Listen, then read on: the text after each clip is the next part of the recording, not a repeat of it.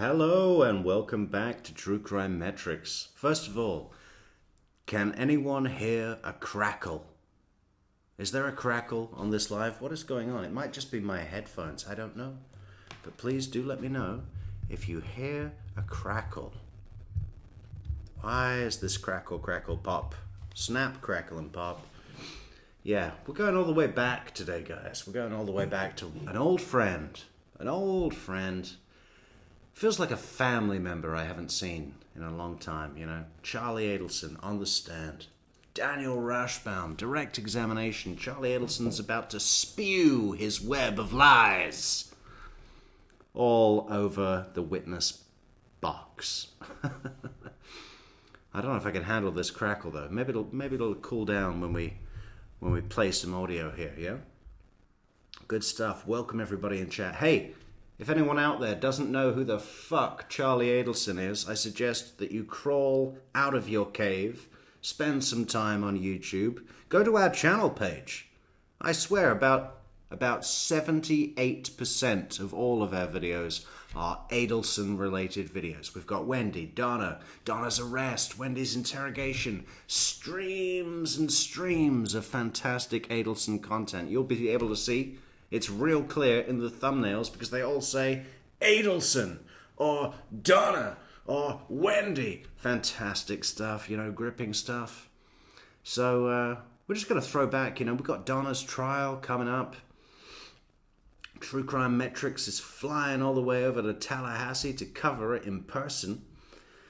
So I think over the next few weeks and months, we should spend a few days here and there. You know, we're going to mix it up with some other cases. But, you know, we're going to be revisiting this case a lot. And to be honest with you, as much as I hate Daniel Rashbaum, as much as I think his tactics are below standard, I mean, you know, just tacky tactic Rashbaum. Is that a merch product right there? Riding Shotgun. I think it is, right? Yeah, as much as it's a terrible thing, I have been missing him, and I have been saddened by the fact that he will not be representing Donna in her trial, or any Adelson going forward.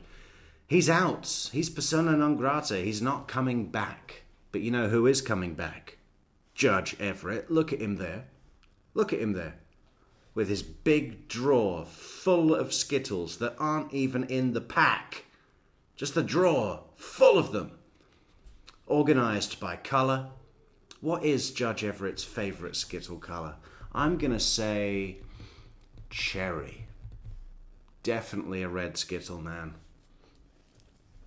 Or yellow for when he's feeling tropical. Yeah, fantastic stuff. Can't wait to get into it. We're going to be listening to Charlie's direct testimony, okay? So this is his big opportunity. You're going to take the stand in the defense of your own murder trial? Well, that's where you say the story. Yes, your attorney has opening statement. Yes, your attorney has closing argument. Yes, your attorney can cross-examine any witness by the state and push your story to the jury like that. But this is so much more, right? Because what it is for the jury to get an impression of Charlie, his credibility, his likability, and judge him as the man. Charlie the man, okay? It's possibly one of the most pre-prepared, rehearsed direct testimonies I've ever witnessed. Charlie has been in jail pending trial, awaiting trial, for, what was it? It's about 18 months at this point. And every single second he's been in there, he's been taking notes, practicing lines, looking in the mirror, seeing how things sound, you know, getting feedback from others, and so on, right? So this is his big gig. It doesn't get much bigger of a gig than this, when what is on the line? Your liberty forever. You're going to be sitting in the concrete shitbox next to a toilet with no seat, using a gym mat for a pillow, fire retardant pillow. Nothing more fun than a fire retardant pillow. And your only luxury in life is a can of the cheapest tuna money can buy. That is the high point of your day. You know, there'll be no more steaks. There'll be no more pizzas. There'll be no more sushi. Tuna. Cheap. That's the high point. And good news today, guys.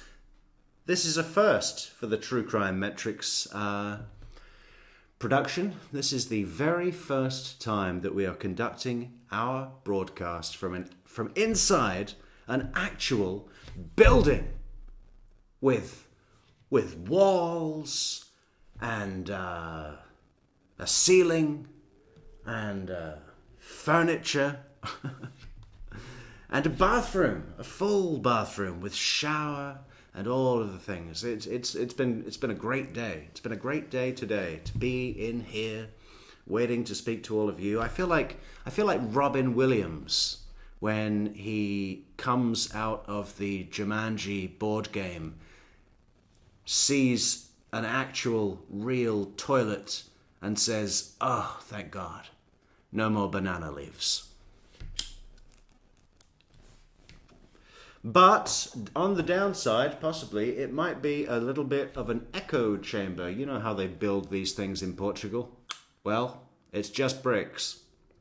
You know, so if there's an echo, but maybe my fantastic microphone will cancel some of those interferences out. Anyway, without further ado, welcome everybody in the chat. So great to see you in the chat. And we're going to be kicking off our show right about now.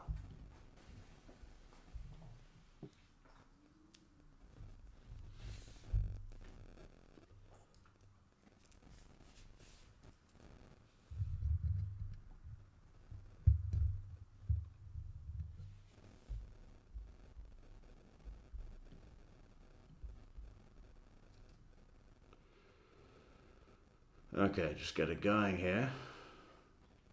Should we skip ahead? Let's skip ahead. It's ready to call its next witness. Yes, Your Honor. We call Charlie Adelson.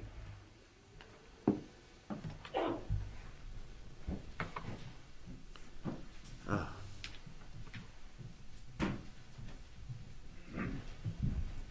Please raise your right hand. Do you swear or affirm the testimony you're about to give will be the truth? I do, sir. You may take your seat. Please speak loudly and clearly.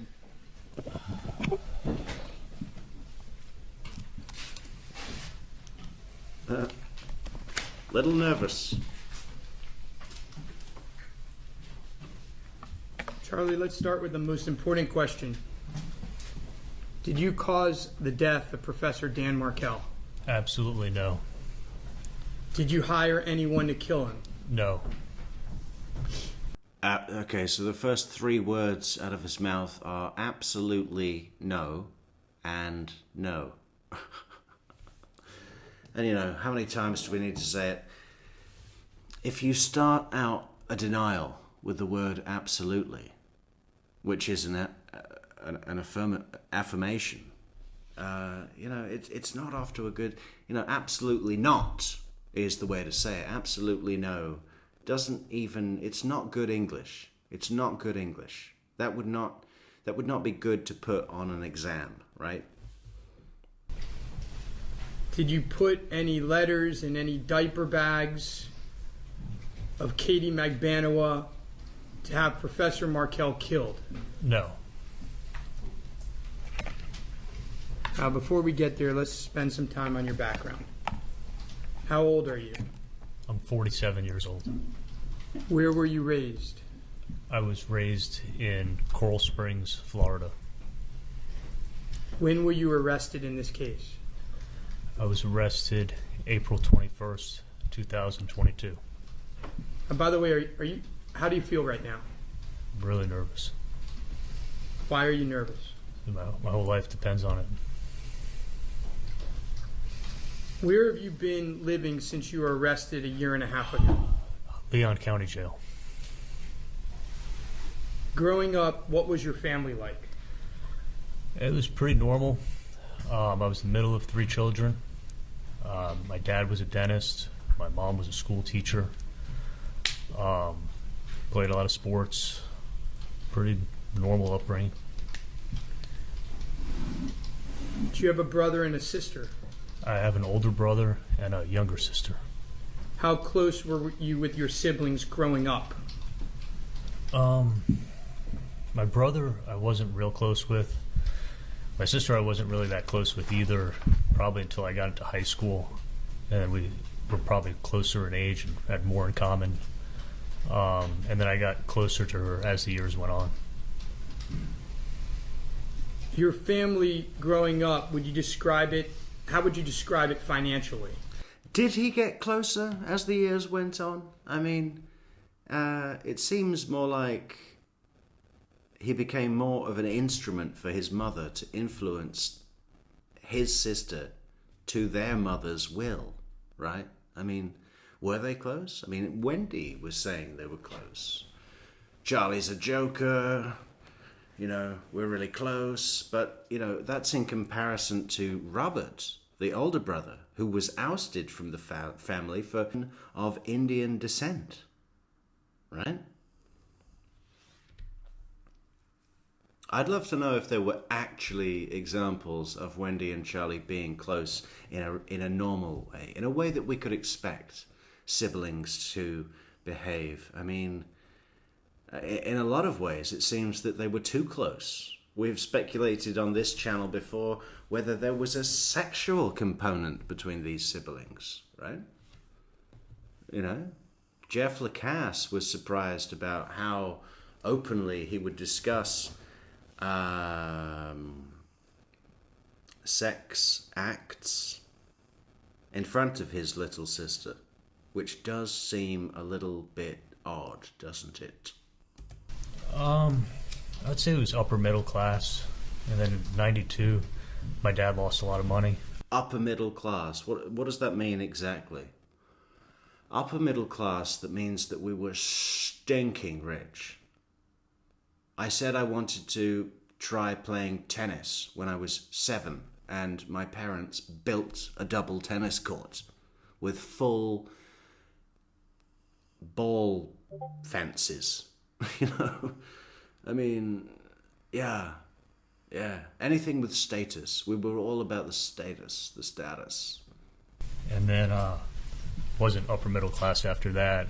And then my dad worked hard, and he worked until he was 78. He retired. Where did you go to high school? I went to public school in Coral Springs. I attended Terravilla High School. Was school easy for you? Not really. I mean, I had to work really hard to get good grades, and I really didn't get good grades until I went to college. Where did you go to college? I went to UCF in Orlando. And after graduating from college, what did you do next? I went to dental school. Where did you go to dental school? I went to dental school at Nova Southeastern. Okay, Udi says that we can hear the reverb. You see, I can only hear it when I pause the video. Is that the same guy? Is that the same experience for you guys? And when you say reverb, Udi, do you mean the crackle on the microphone? Like a bad audio cable or something? Or the echo of this echo chamber that I'm sitting in? Yeah, let us know. And we'll try and... What can we do? Well, I don't know what we can do. Now it's gone. Now the crackle's gone for me. Oh, it's back. Okay, let me play with the wires. Fort Lauderdale. After dental school, what did you do? I did a residency in periodontics, and I did that at Nova Southeastern also. Briefly, what is periodontics? Periodontics is the surgery of the gums and bone, and it's 3 more years after dental school. During your residency, did you work? I did.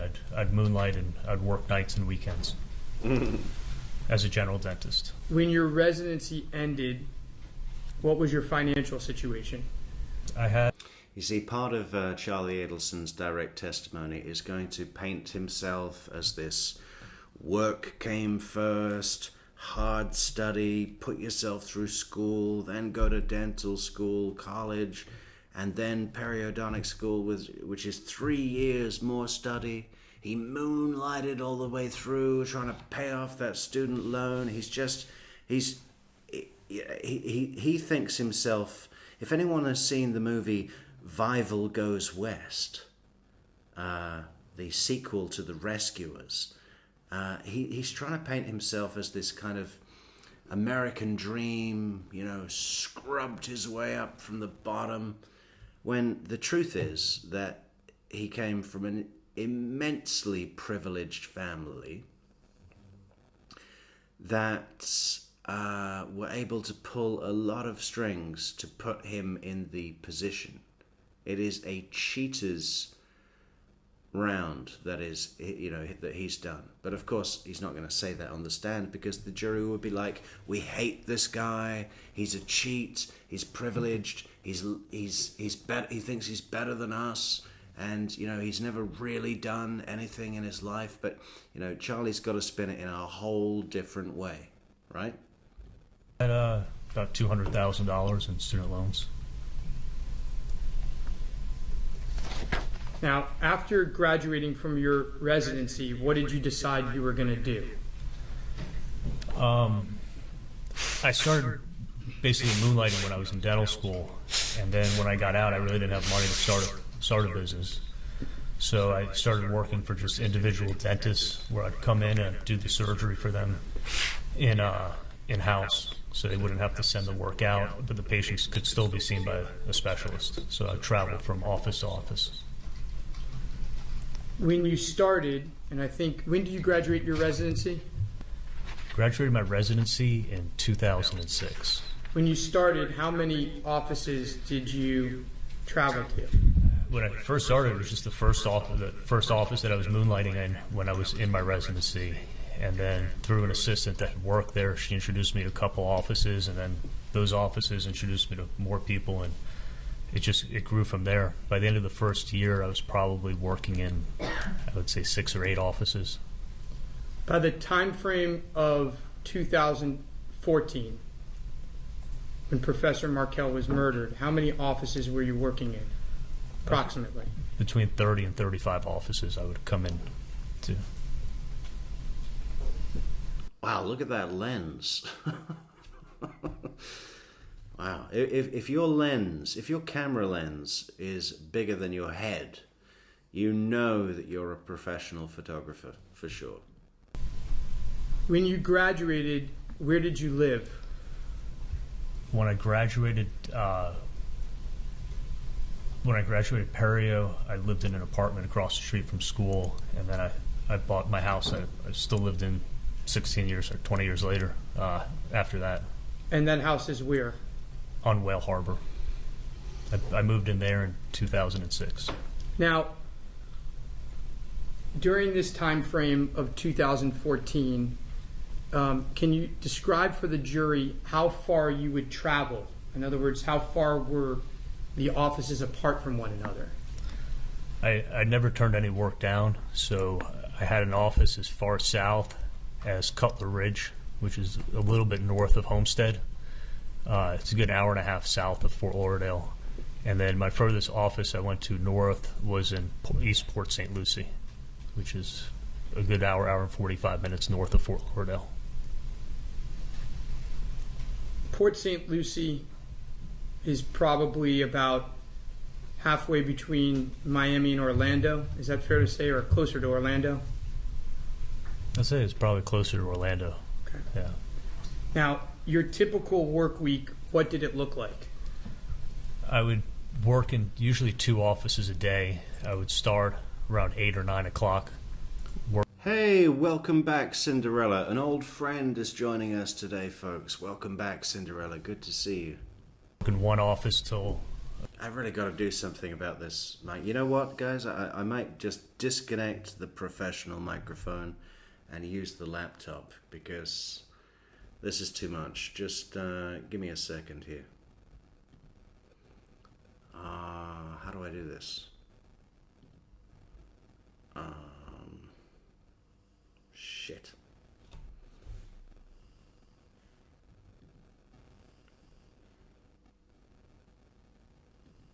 Well, let me play this video. About 1 o'clock, and then I'd go to another office and I'd piggyback it. I'd try to be in another office that was in the same vicinity as the first office, and I'd just usually start there around 1:30. I'd have it where it's only a 5 or 10 minute drive to the second office. I would tell them I could stay as late as you need, and then when people had emergencies, which when you work in 30 offices, there's always someone that has an issue.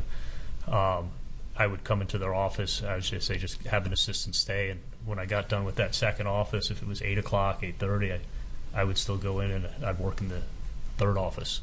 So it was almost 2 offices on most days, and I would say 20% and 30% of the time there was a third office.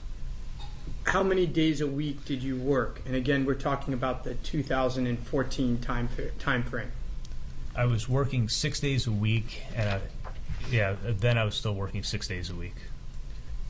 Now, sometimes every once in a while there'd be a big case, and my whole week was booked up, and the patient needed something, and it was hours, and I didn't have time, so an office would open up on Sunday, and I would go in on Sunday and do the work. For the most part, in your job working in these offices, what form of payment were you paid mostly in? Was it cash or some other form of payment? The offices would always pay me an office check. Now, were you ever paid in cash from these offices?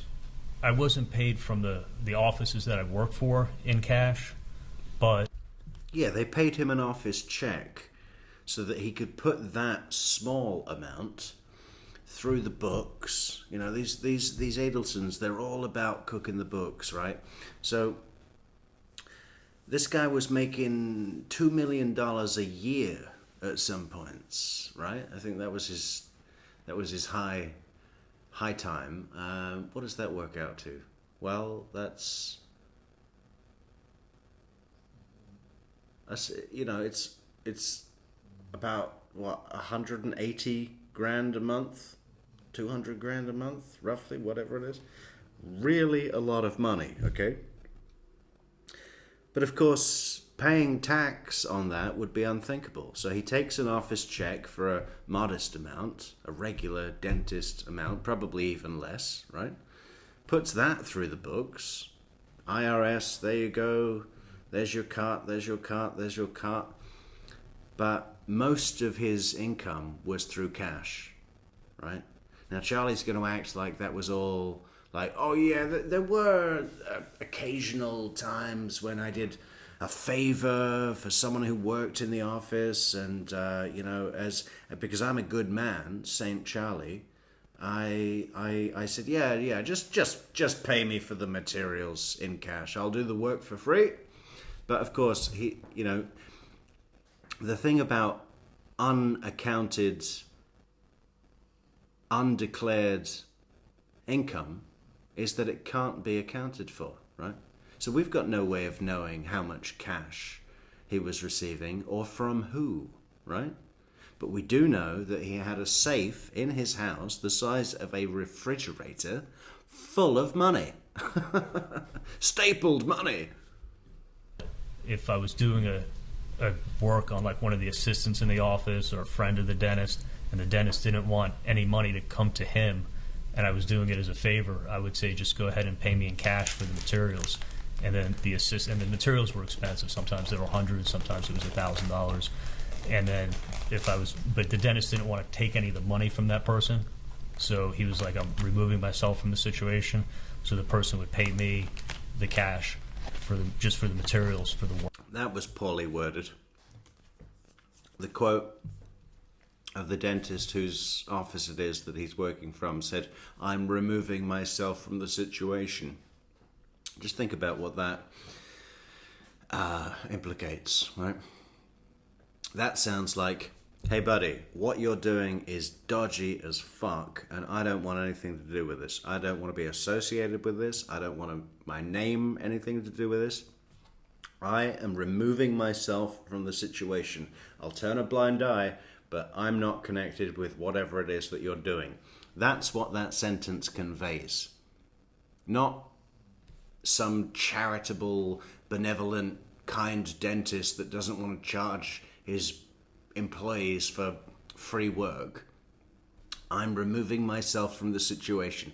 Think about when you would use that kind of phrase. It is only usable in a term where someone is doing something illegal and you don't want any part of it. That's where that phrase fits. And that's what these liars don't understand, right? They build all this shit up in their head and they tell on themselves. They self-snitch, right? How you doing, Bruce? Mr. Rivers? They self-snitch all the time. And that's one of the front-runner reasons I love to watch this. Because when you see someone self-snitch, like what Charlie's doing here, you know, it just helps you in your own life. Because people will be doing this to you in your own life. And if you study these guys, you're better equipped to realize that, notice that, and be prepared to deal with it. It was sporadic, sometimes more than other, depends on the month. By the way, backtracking a little bit, growing up, what profession was your dad in? My dad was a general dentist.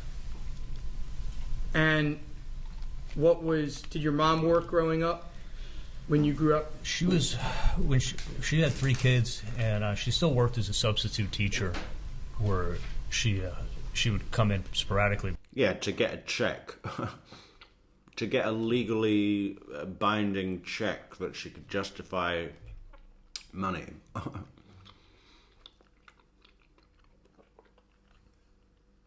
A substitute teacher. Well, how often was she subbing? You know, once a month to justify an income stream. But she wasn't working full time after she had the 3 of us. Did there come a time where she worked in your dad's dental practice? Yeah, I would say probably after the kids went to college, or maybe probably towards the end of high school or college. My mom came in and was doing front desk work and helping my dad out. And what other roles did she have in the office? She did the bookkeeping. She helped me with all my financial stuff as far as like paying insurances, making stuff with anything that was due at a certain time, licenses.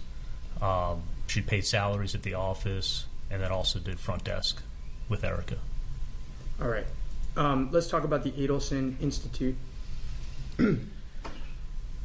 Front desk with Erica. We've seen Erica Johnson. Is it Johnson? And what's the other lady's name? Clarita Labredo. In case you didn't get that, that was Clarissa Labredo. Yeah, remember that? Anyone who hasn't seen our video on the Adelson employees, I believe that's what it's called, it was a few months ago. Go to our channel page and check that out. In fact, we should make a playlist. But that's worth a watch, because those employees were so under the giant Adelson thumb, you know, which was run by Donna.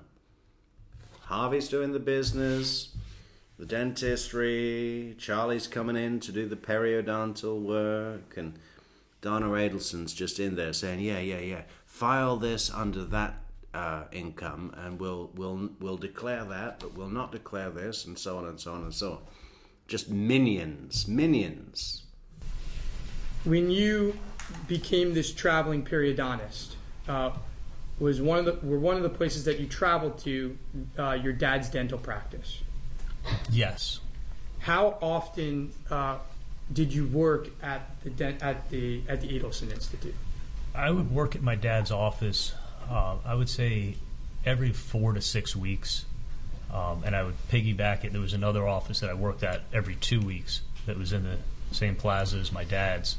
So I would finish there usually about 4 o'clock, and then I'd go into my office, and then I'd start working there at 4:15, and I'd stay as late as I needed to. 10, 11 o'clock. Do you remember what the full name of the practice was? Well, originally... Oh, yeah. And now, do you remember what the full name of the practice was called? And Charlie wants to distance himself from, yes, it was called the Adelson Institute, because doesn't that just sound like, hey, we've named our dental practice after ourselves, and we've called it this fancy name. I mean, I don't think it even sounds that fancy. What would a, you know, he just doesn't want to appear like this business family that do things together and that have a kind of fancy name, the Adelson Institute and so on. I mean, it's just funny to see, because what we're seeing here is the product of what Dan Rashbaum, his attorney, and Charlie have been going through for years, even before the arrest. He's been in for 18 months pending trial, but even before then, you know, Dan Rashbaum was retained back in 2016. Charlie wasn't, by Dana, but working with the family about this case and anticipating Charlie's arrest and so on. So prep work began long before Charlie's arrest, right? And it's just interesting to me to see what they think is a good idea to steer away from, what they think the jury will be cold about, you know. Their thinking is, oh, we can't tell them that it was called the Adelson Institute because that sounds really snobbish and like we're all together, and, you know, it's just interesting. But again, self-snitching, giving himself away. Or when we changed it to... Well, let's start with what you changed it to. Okay. Well, when I graduated my residency in periodontics, I thought, since I was joining my dad's practice and it was now going to have a periodontist there, I thought we'd rename the practice and give... So we called it we copyrighted the Adelson Institute for Implants and Aesthetic Dentistry. Okay. Now, growing up, did it have that name? No. It was just a plain old dental practice, right? Yeah, it was just my dad and his 3 employees. How many people worked at the Adelson Institute? There was Erica Johnson, Clarissa. Erica was the front desk. Clarissa was my dad's assistant since 1979 until he retired 2 years ago. And then Amy was the hygienist. And then my mom when she would be there. And your mom controlled... Hey, Edelweiss, what does that mean? Edelweiss says, you coming to talking for this metric? I assume you mean Metrix with an X. Are you talking about this metric? Which metric? Are you asking me if I'm coming to Tallahassee? For Donna's trial? Yes, I'm doing my level best. If you want to support the cause for that, guys, you can head over to buymeacoffee.com/True Crime Metrics and buyusacoffee.com. Or support the channel on YouTube. Super chat, super like, super thanks, super sticker. Like, subscribe, share, leave a comment, and all the rest. Yeah, all the donations go directly into our Travel to Tallahassee fund. It's going to be great. And yeah, you know, and a lot of people from our community are going. I'm looking forward to seeing so many faces that I've never seen before. Controlled the checkbook? Yeah, she handled that stuff. Who did all the billing for the practice? My mom and Erica did the billing. How many dentists were in the practice? Just one dentist, just my dad. Did there come a time when you bought the practice from your dad? Yeah, my dad was going to sell the practice, and I thought it would be a good idea for me to buy it, and I thought maybe I'd run it and it would be something that I would always have. I didn't like the idea of it being sold. So I bought it from my dad when he wanted to slow down in 2012. During the time period of 2014, who owned the practice? In 14, I was the owner of the practice. Okay. Now, during the time frame of the wires in 2016, who owned the practice? I had sold it back to my dad in 2015. Why did you sell it back to your dad? Because I didn't have any time to run it. And even though I bought it, nothing had changed. My dad was still the same dentist that was there. Yeah. I bought the practice. We put it in my name. And then I found out that I didn't have time to run it. So I sold it back to my dad. This is such bullshit. He's just moving money around, liabilities around. Yeah, okay. Oh, your tax break isn't going to go through? Okay, so you need to get rid of the business. Get it out of your name. I'll buy it from you. Quote unquote, buy it from you. We'll put it in my name. And then I'll be able to get a grant for a new business owner, and then I'll have a tax relief break for X amount of months or years, and then when we've taken advantage of that government program, I'll sell it back to you, quote unquote. It's just all, scheming, avoiding financial, it's all of this shit. But he's like, oh yeah. Well, I thought my dad was gonna step back from the office, and I took it over, and but I didn't have time to run it. It's just such transparent bullshit. Do you see this? Do you see what he's doing, folks? Because I do. Am I crazy? Or have I absolutely hit it? Can we see it again? Let's just go through that one more time. During the time period of 2014, who owned the practice? In 14, I was the owner of the practice. Okay. Now, during the time frame of the wires in 2016, who owned the practice? I had sold it back to my dad in 2015. Why did you sell it back to your dad? Because I didn't have any time to run it. And even though I bought it, nothing had changed. My dad was still the same dentist that was there. My mom was still the same person doing the books, and they were spending all their time running it. And I was so busy with my traveling periodontics, I didn't have time to dedicate to it, and it really wasn't financially, it wasn't feasible, and there wasn't a benefit. Yeah, there wasn't a massive tax break because my tax relief for being a new business owner that expired. So when that expired, I certainly wasn't going to pay tax. So I sold it back to my dad. I want to talk about cash a little bit. Do you like to collect cash? I always have, yes. Why? I like it probably goes back to when I was a kid. I mean, I get $1 a week allowance, and I would save it up, and I just like the feeling of looking at it. I'd rather look at it than put it in the bank. So whenever I love to look at it. I love to look at it and know that I had it, and I'd save it up, because when I touched that money, I felt better than everybody around me. It was an ego thing. I mean, it wouldn't be great if he was just that honest and go, listen, it was a huge ego thing. I just love to stack the bills, right? I love to flaunt my wealth. I had cash, I always saved it up. Now, were there several ways that you accumulated cash?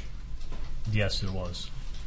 Did you have a real estate business or some real estate in 2014? In 14, yes. Okay. And would you accumulate cash through this business? There was some cash that came in through that, yes. Did you rent out dock space behind your house?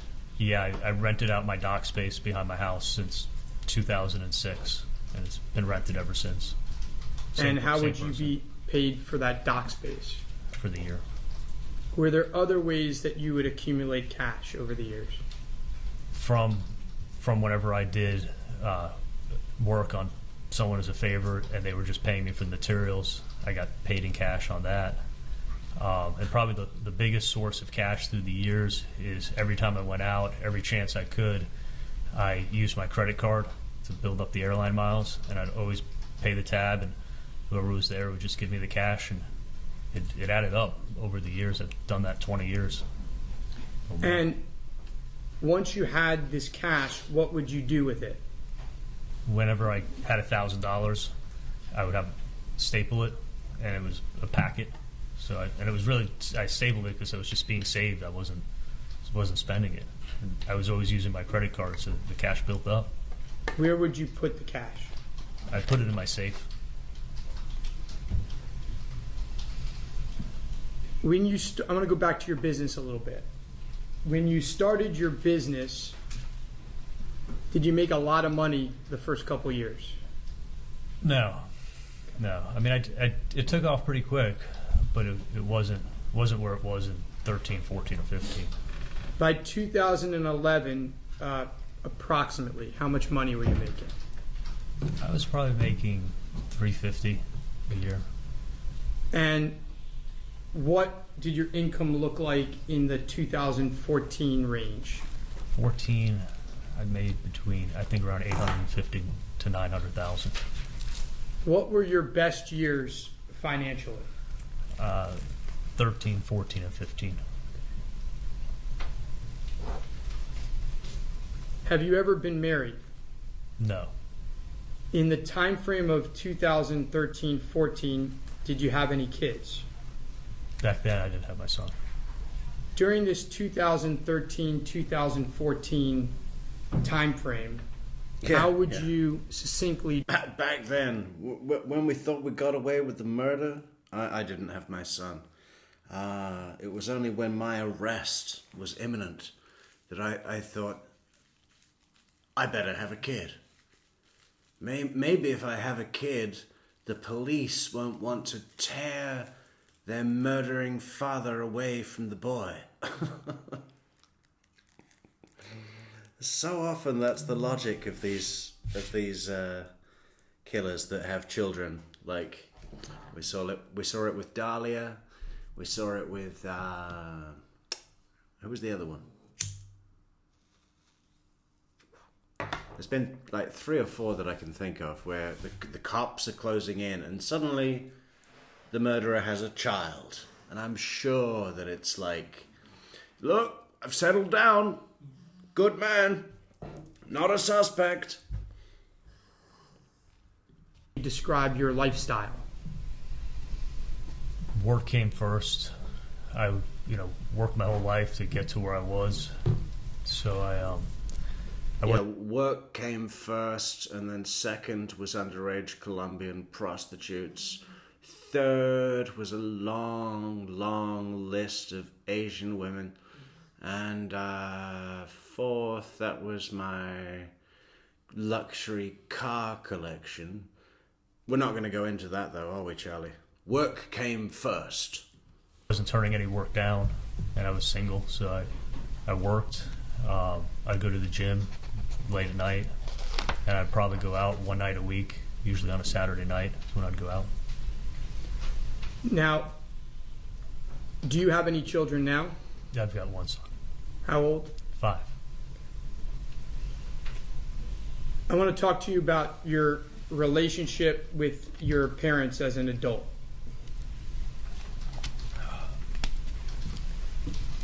Fair to say you're close with your mom and dad? Yes. As an adult, how often would you talk with your mom and dad? I would talk to my mom more often, a lot more often, just because my dad was always working. Oh, are we a little glitchy, folks? Okay. Let me go and move the cell phone.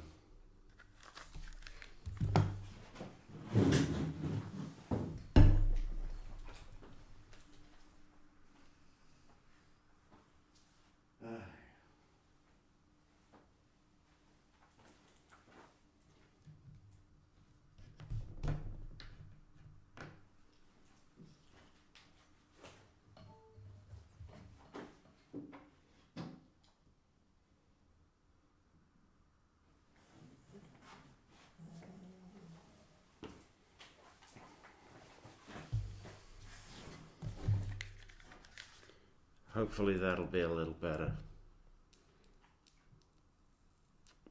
It's all these bricks, you know, signal's got to get through these bricks. We usually don't have bricks.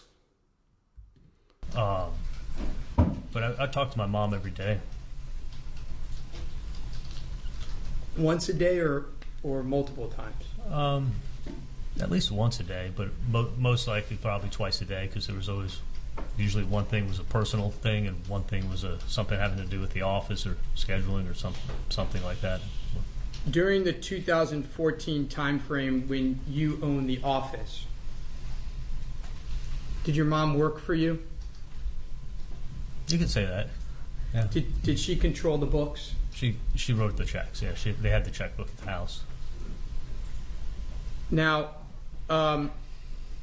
was there any particular time that you would talk to your mom more often than other times?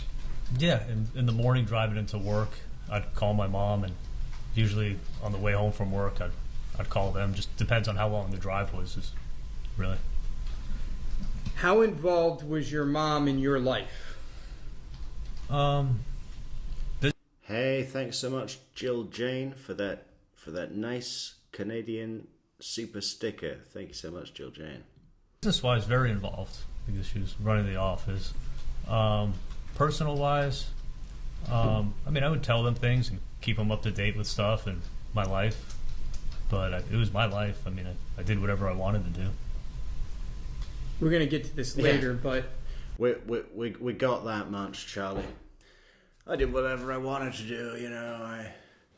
It's easy to do that when you think of people as just tools to be in your service, you know.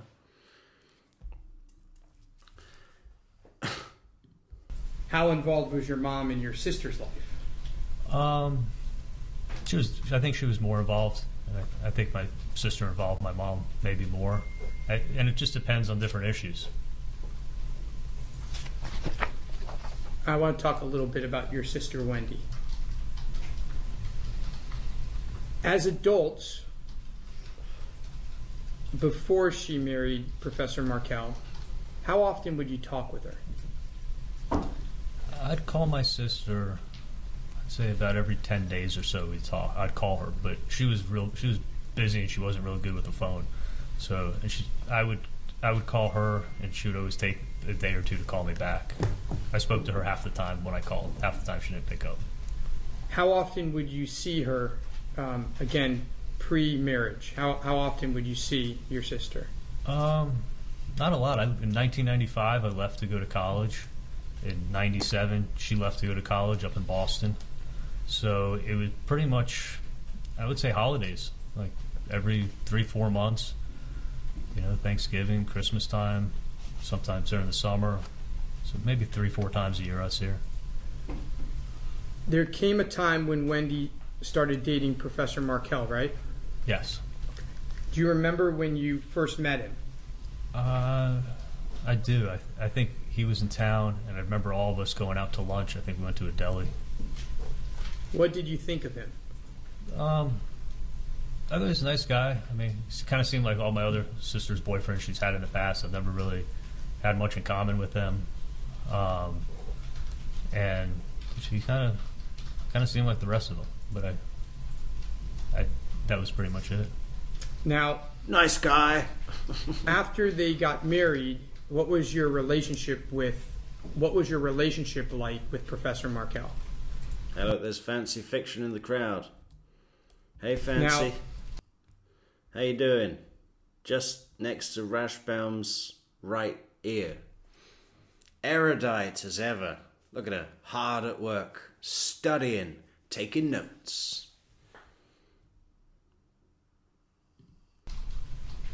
after they got married, what was your relationship like with Professor Markel? It was the same as before they got married. I mean, we texted each other on our birthdays.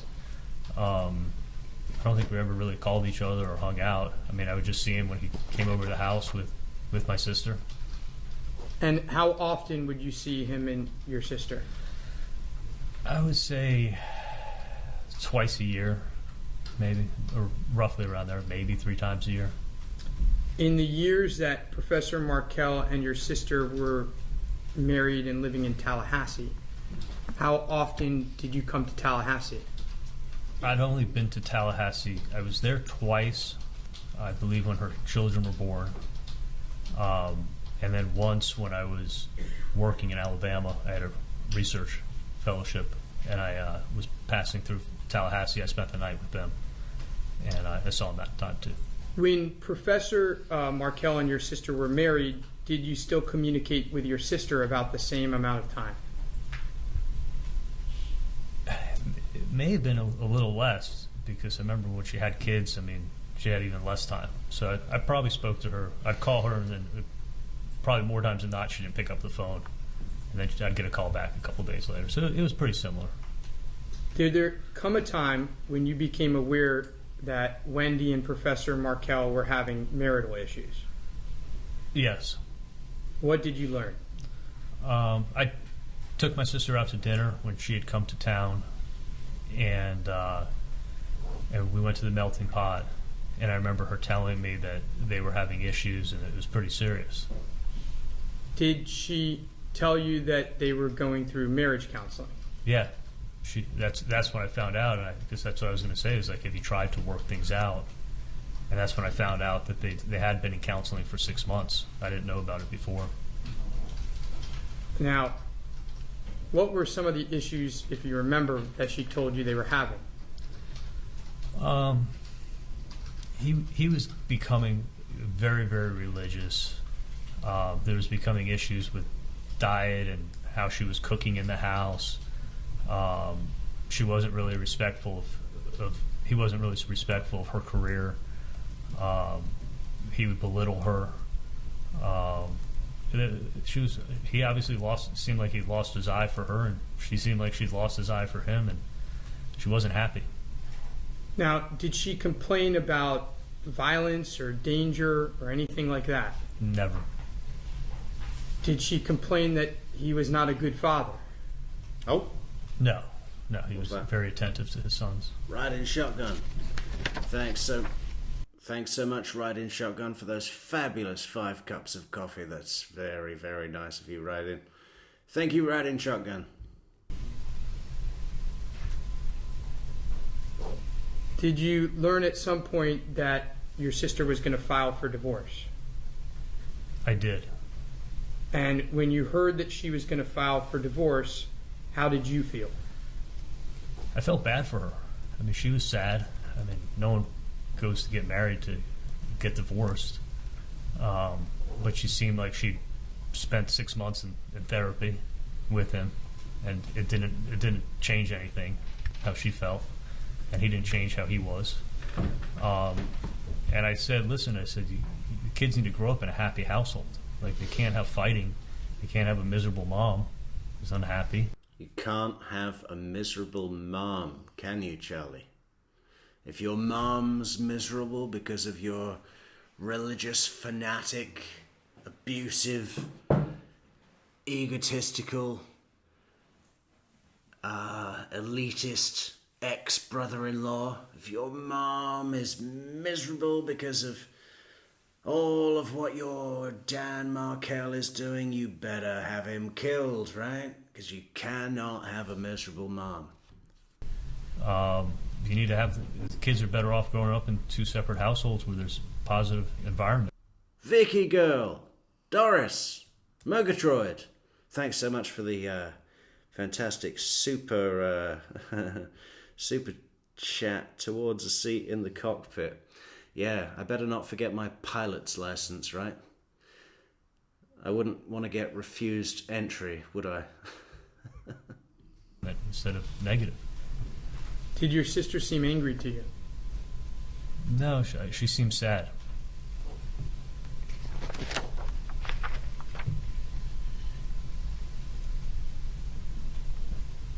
How involved were you with the divorce proceedings? I wasn't really involved with the divorce proceedings. Check this out. Neverly Darling says there's a girl in the gallery with something black in her mouth. We never figured out what it was. Where? What colour hair does she have? Oh, the girl in the green jumper, right?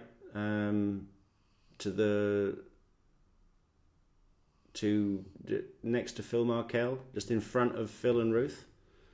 Is that the one? It looks like a Hitler tash. She heard about the Adelson's obsession with the Hitler Youth. You could bring them to the church dressed in Nazi uniforms and it wouldn't mean a damn thing to me, whatever it was that she said. Or is that just a shadow? Maybe I've got it wrong. We'll keep an eye on this, Neverly darling, and we'll let you know. How involved were you with the divorce proceedings? I wasn't really involved with the divorce proceedings on the day-to-day stuff.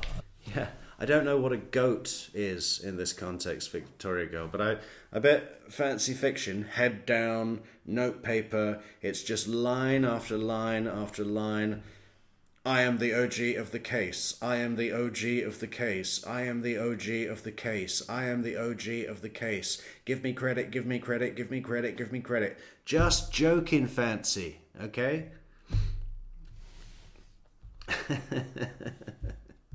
I would definitely hear stories, most of which would come from my mom when I'd be driving to work in the morning or driving home. I would hear the latest update of what's going on. But I would say probably... Udi, I've got $50 right now that says Donna's taking the stand. Probably 20% came from Wendy and 80% came from my mom. How did Wendy seem to you during the period when they were going through the divorce proceedings? Angel Baby and California Amy, good to see you girls. Extremely stressed. Very stressed out. How did your mom seem? She was upset because my sister was stressed, and it was almost like a telephone game. Like my sister would vent to my mom, then my mom would be venting to me. In general, was your perception that the litigation was very litigious? The litigation was litigious. Well, it would be, wouldn't it? That's like saying, was the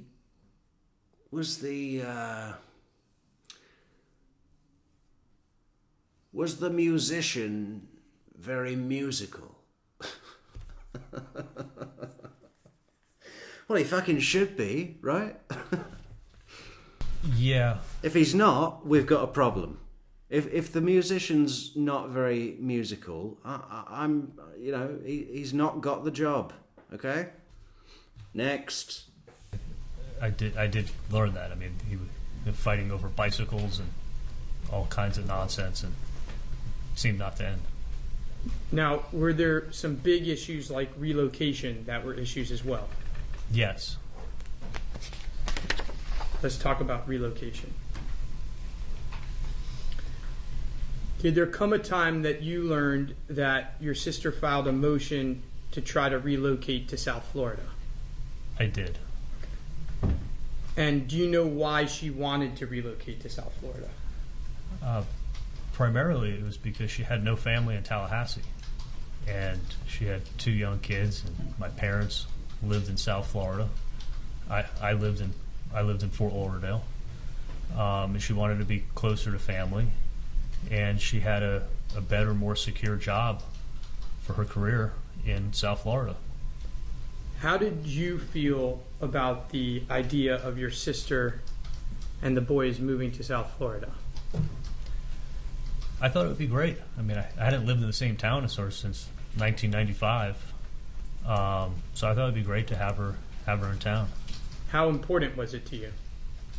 I mean, it wasn't real important to the point like I thought about it all the time, but I mean, if I thought about it, I'd be happy to have her back home. How important was it to your mom and your dad? To them it was very important. They wanted her to come back because she had no family in Tallahassee. And what was your understanding of what Professor Markel thought about this relocation effort? I knew he was against it, and he wanted her to stay in Tallahassee with him. Did you learn at some point that the petition was denied for relocation? Yeah. And when it was denied, how did your mom feel about it? My mom they were very disappointed. They were unhappy. How about your sister? She wasn't that disappointed, I guess, because she's a lawyer and she knows, what's the probability of something like this happening. And she said it was a long shot. She said she wasn't really expecting it, but it was worth it just to take a shot to see if it would happen. Were you angry? No. I mean, it didn't change anything in my life. Now, we've seen some emails regarding converting the boys to Christianity. We've seen some pretty out there emails from your mom. Do you recall seeing those emails in this trial? I do, yeah. And do you recall whether you saw those emails when they were written, back when they were written? Yeah. Thanks for that one, Ryan. Yeah, Adelson Week, guys. How about it? Head over onto our goal at the top of the chat and support our goal for the full Adelson Week. I mean, there's so much content available, and we've also got at least 2 or 3 really good concept videos to do. Theory videos, right? We got to cover the UV dinner. We got to cover some of the. I also want to do a shutdown video of the stupidest theories that people are putting out there about the case. So many people get onto this case and they just start inventing things, like they're writing a fucking movie script, and it's like, why are you doing that? You're clouding the air, and there's enough here. There's enough here for years. There's enough here for 5 full feature films. And they go, oh yes, well I think, I'm not going to go into it now, but yeah, we've got concept videos, we've got a bunch of commentary to do. Head on over to our goal at the top of the chat and help us reach our goal for a full Adelson week. I would get forwarded to me all kinds of stuff, for sure. Did you come up with any of those ideas? No. Now. Yeah, I'll do that poll right now, Neverly. On some of those emails, we'll see that you respond, I like it.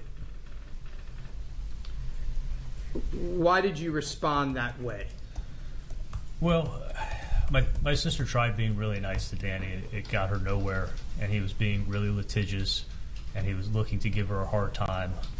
And I thought that it was a way that she would go ahead and give him a hard time back and kind of push his buttons the way he was trying to push her buttons. So basically, if he's being a jerk to you, just be a jerk back and see if maybe he'll stop. So yeah, well, that's fucking mature, isn't it?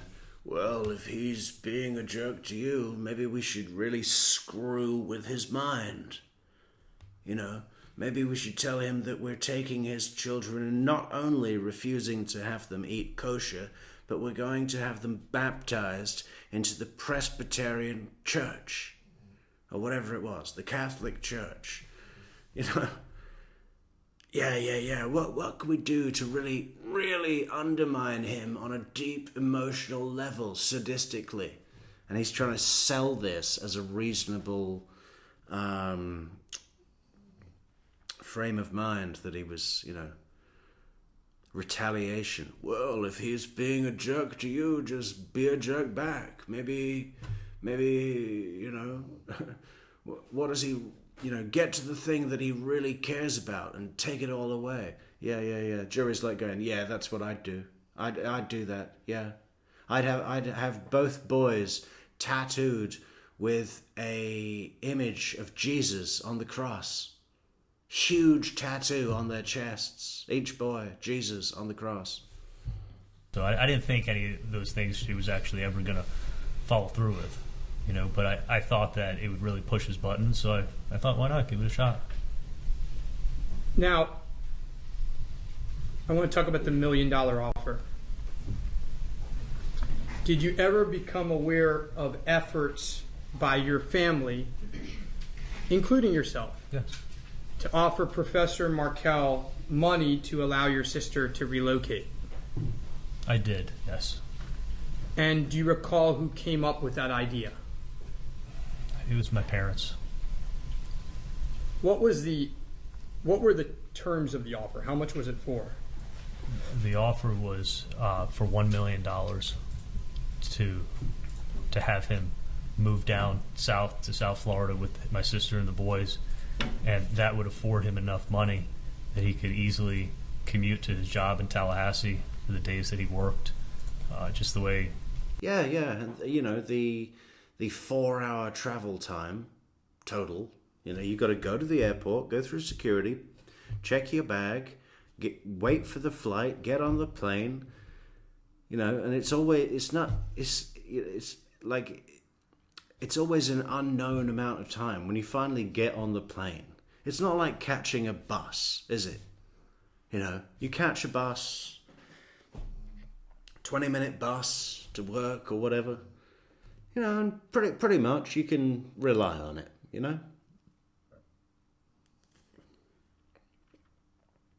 But not for Dan. No, he has to go to Miami International Airport, fuck around in the airport for all that, just the hustle and bustle, and it's just not a relaxing thing, is it? At all. At all. And what's the flight? I think it is like a 2-hour flight from Miami to Tallahassee. I looked that up. Yeah, totally reasonable. Yeah, we'll give you $1 million to spend the rest of your career fucking around in the airport. Yeah, totally reasonable. Dick. Senators in South Florida commute to Tallahassee all the time, and that was the idea behind it. Now, how were you involved in this idea? Thanks again, Victoria and Neverly, for supporting our goal, our Adelson Week goal. Good job, girls. Ladies. Super. Ladies. Involved, but I definitely said to my parents, I said, I will help, and I will pay a third of that $1 million. And when Wendy one day starts making real money, and she's able to, I want to be paid back. At this point in time, were you making more money than your parents? I was, yes. Did you or your family ever speak with an attorney about the legality of this offer? I didn't, but I know they wanted to run it by an attorney. I think they used Gary Cohn to run it by.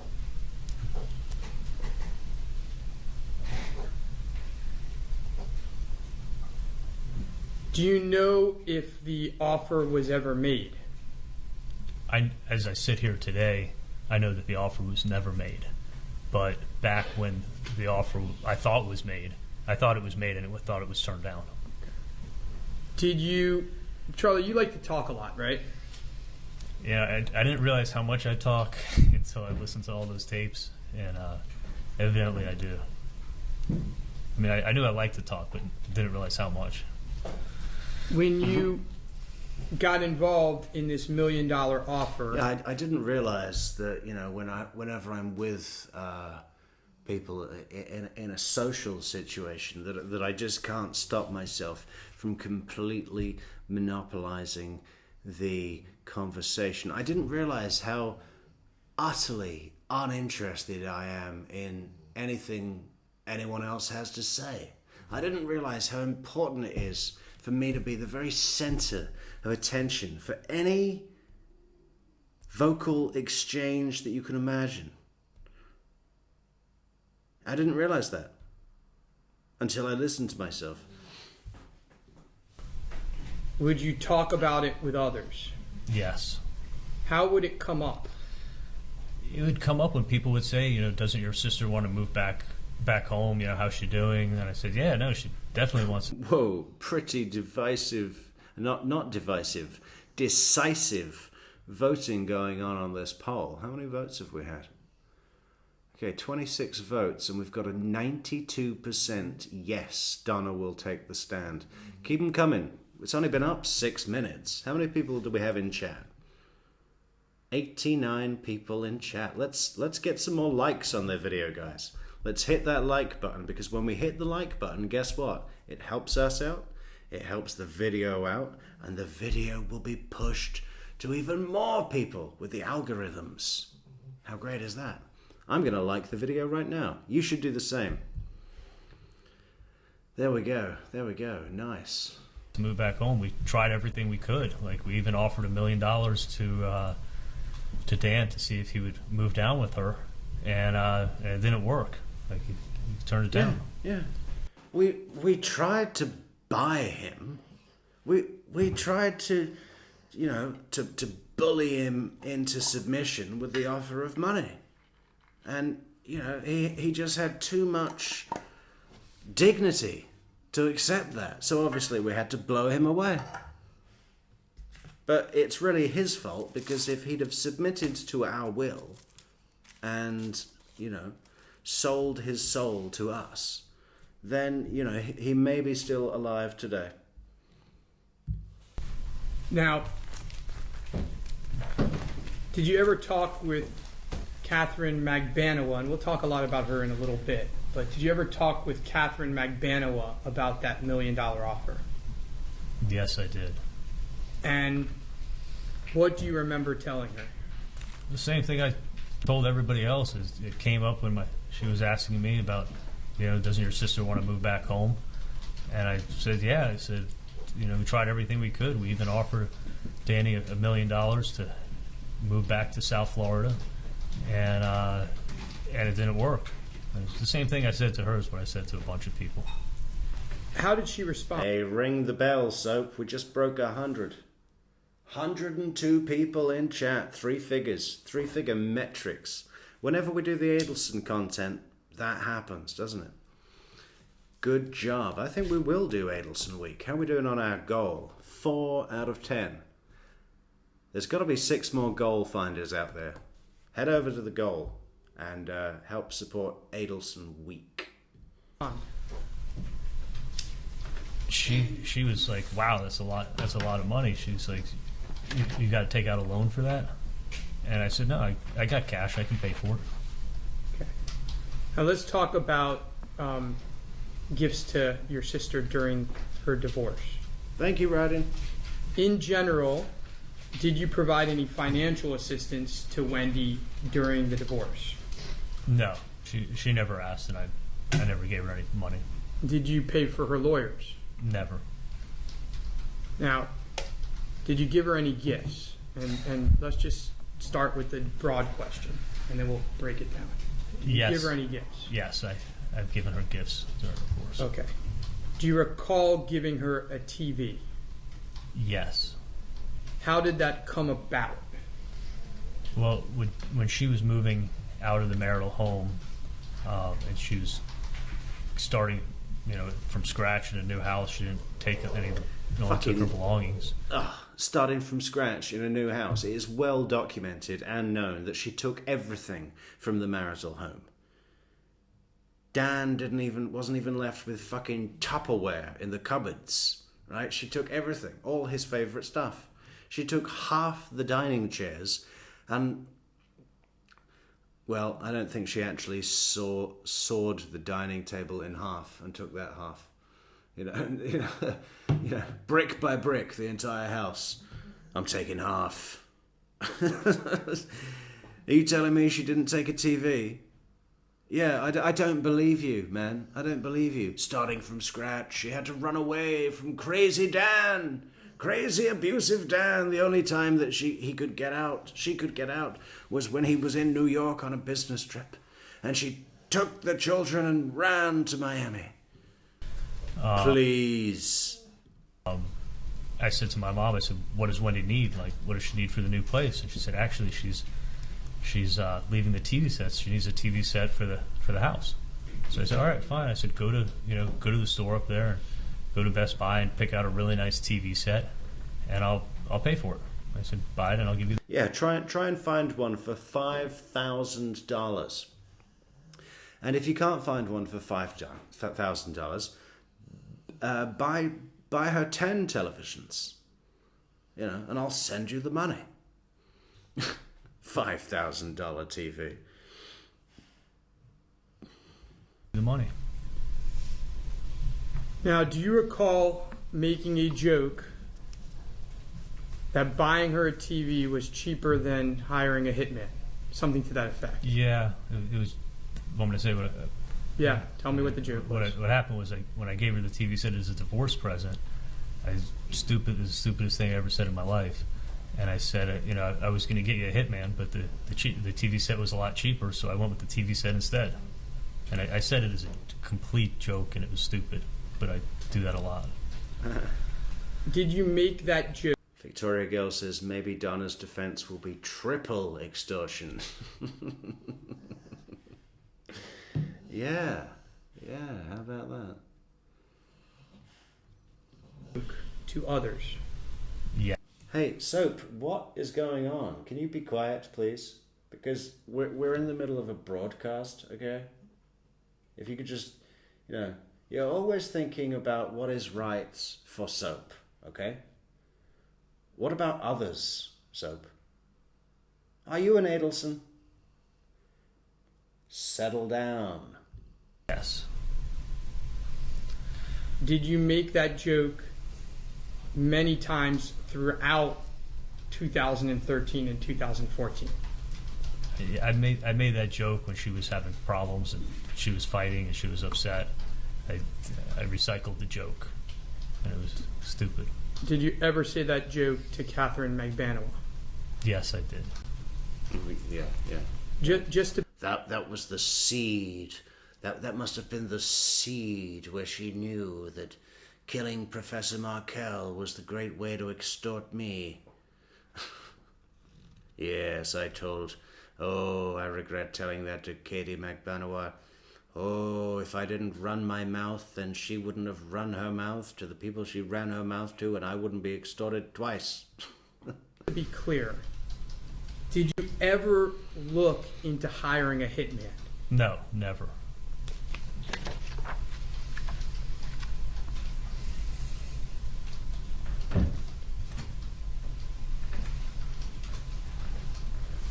Are you aware that the divorce proceedings settled in July of 2013? Yeah, I believe it ended in summer of 13. Now, how did your sister react to the settlement?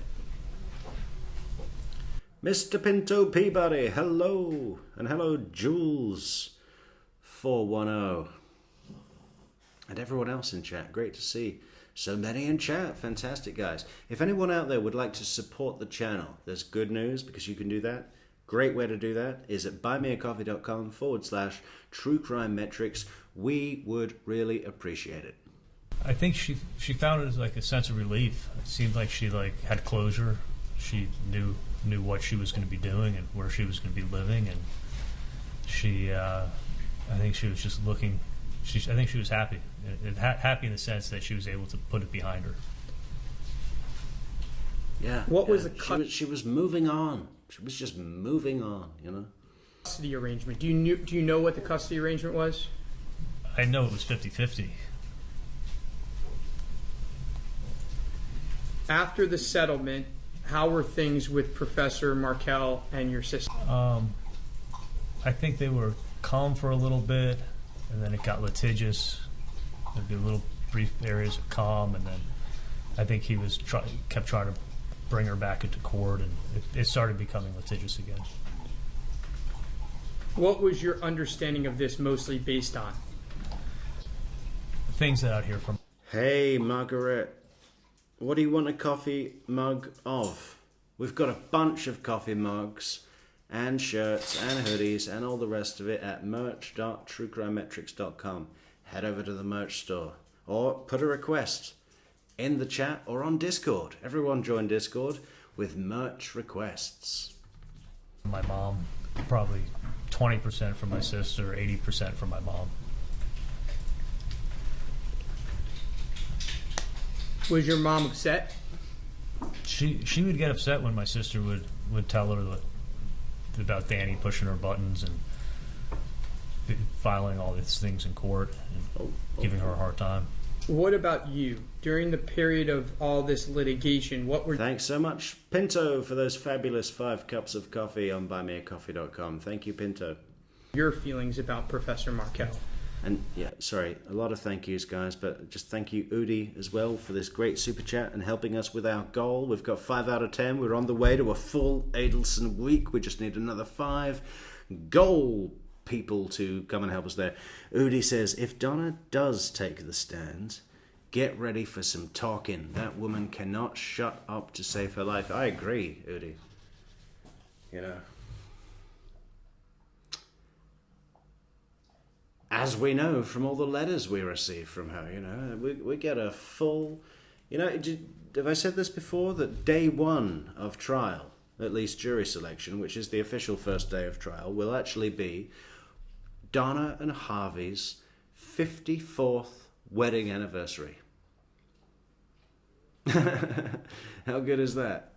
I hope he's sitting in the gallery with a bouquet of flowers.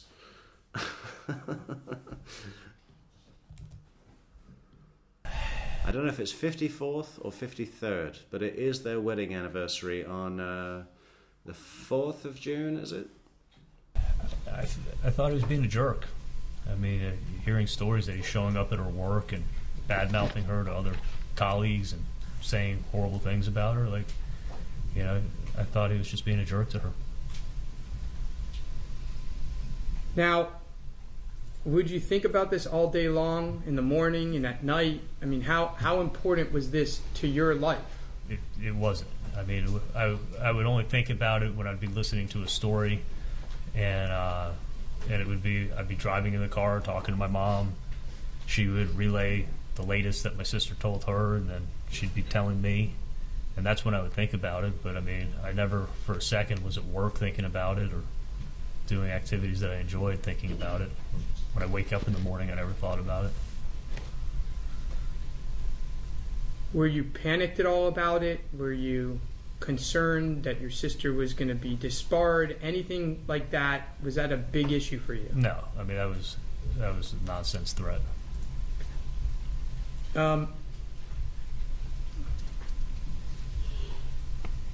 When you would learn about things that... Gas station flowers. I don't think so, Victoria.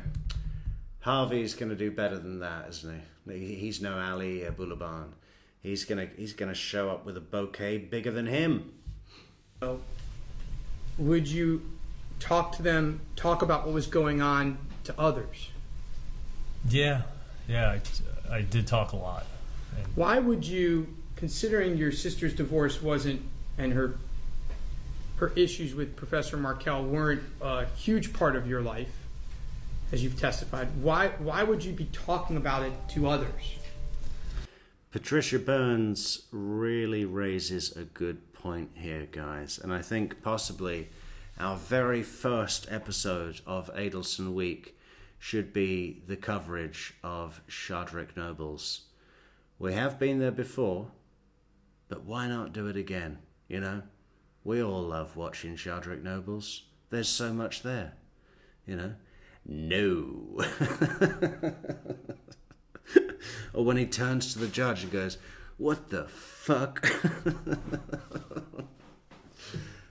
What's his other thing? Believe it. Believe it. Believe it. One, I talked a lot. How would it come up? And it would come up when I'd be sitting at the dinner table and I'd hear this crazy story that my mom told me from earlier that day, and I guess it's more interesting than talking about teeth. So I would sit there and I'd share things with my girlfriend or friends, and I'd relay stories. It was more interesting than talking about teeth. Yeah, I could just imagine Charlie sitting at dinner with, what's his name? Macho Sapien? what's his name? Ryan Fitzpatrick. He's going to dinner with Ryan Fitzpatrick. Ryan's trying to decide whether to go for the 32-ounce steak or the 56-ounce steak. And Charlie's like, going on about gum disease at the table, reminding Ryan to floss after his giant steak. That would never happen. Worries. By the way, during this time period, and now I'm talking about late 13, second half of 13 and 14, were you still speaking with your sister about the same amount or more? I would say it's probably about the same. About every 10 days or so we talk. Did you travel to Tallahassee to check on her after she filed for divorce? How many times did you come to Tallahassee during this time period? Never. I think the last time I came to Tallahassee was 2011 or 2010. Now, what was your understanding of how Wendy felt about the idea of staying in Tallahassee as time went on? I think she understood that's what her life was going to be. I mean, she loved her job up here. She was getting excited about things. She was dating people. She was embarking on her new life in Tallahassee. What was her? Did there come a time when she won an award, and what do you remember about that? I remember I was real proud of her. She wrote a book, and the book was selected by Florida State to be the mandatory reading for all incoming freshmen. And she was chosen to be the speaker to the incoming class. Man, I think we've dropped quite a lot of frames. Are we still glitching, guys? I'm going to try and move this cell phone again. It's not the greatest weather here at the moment. And that was to take place in August. And I know she was super excited about it. And we're all planning to come up there and be there for her. Okay, I want to shift gears and talk a little bit about Catherine Magbanuas. May I have one moment, Your Honor? Take your time.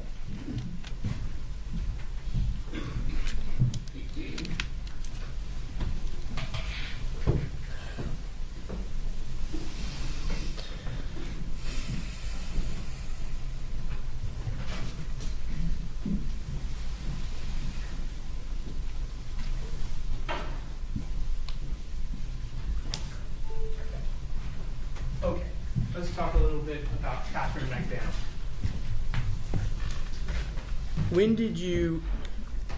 How did you first meet Catherine Magbanuas? I met Katie in the summer of 2013. She started working the front desk of a dental office that I worked at.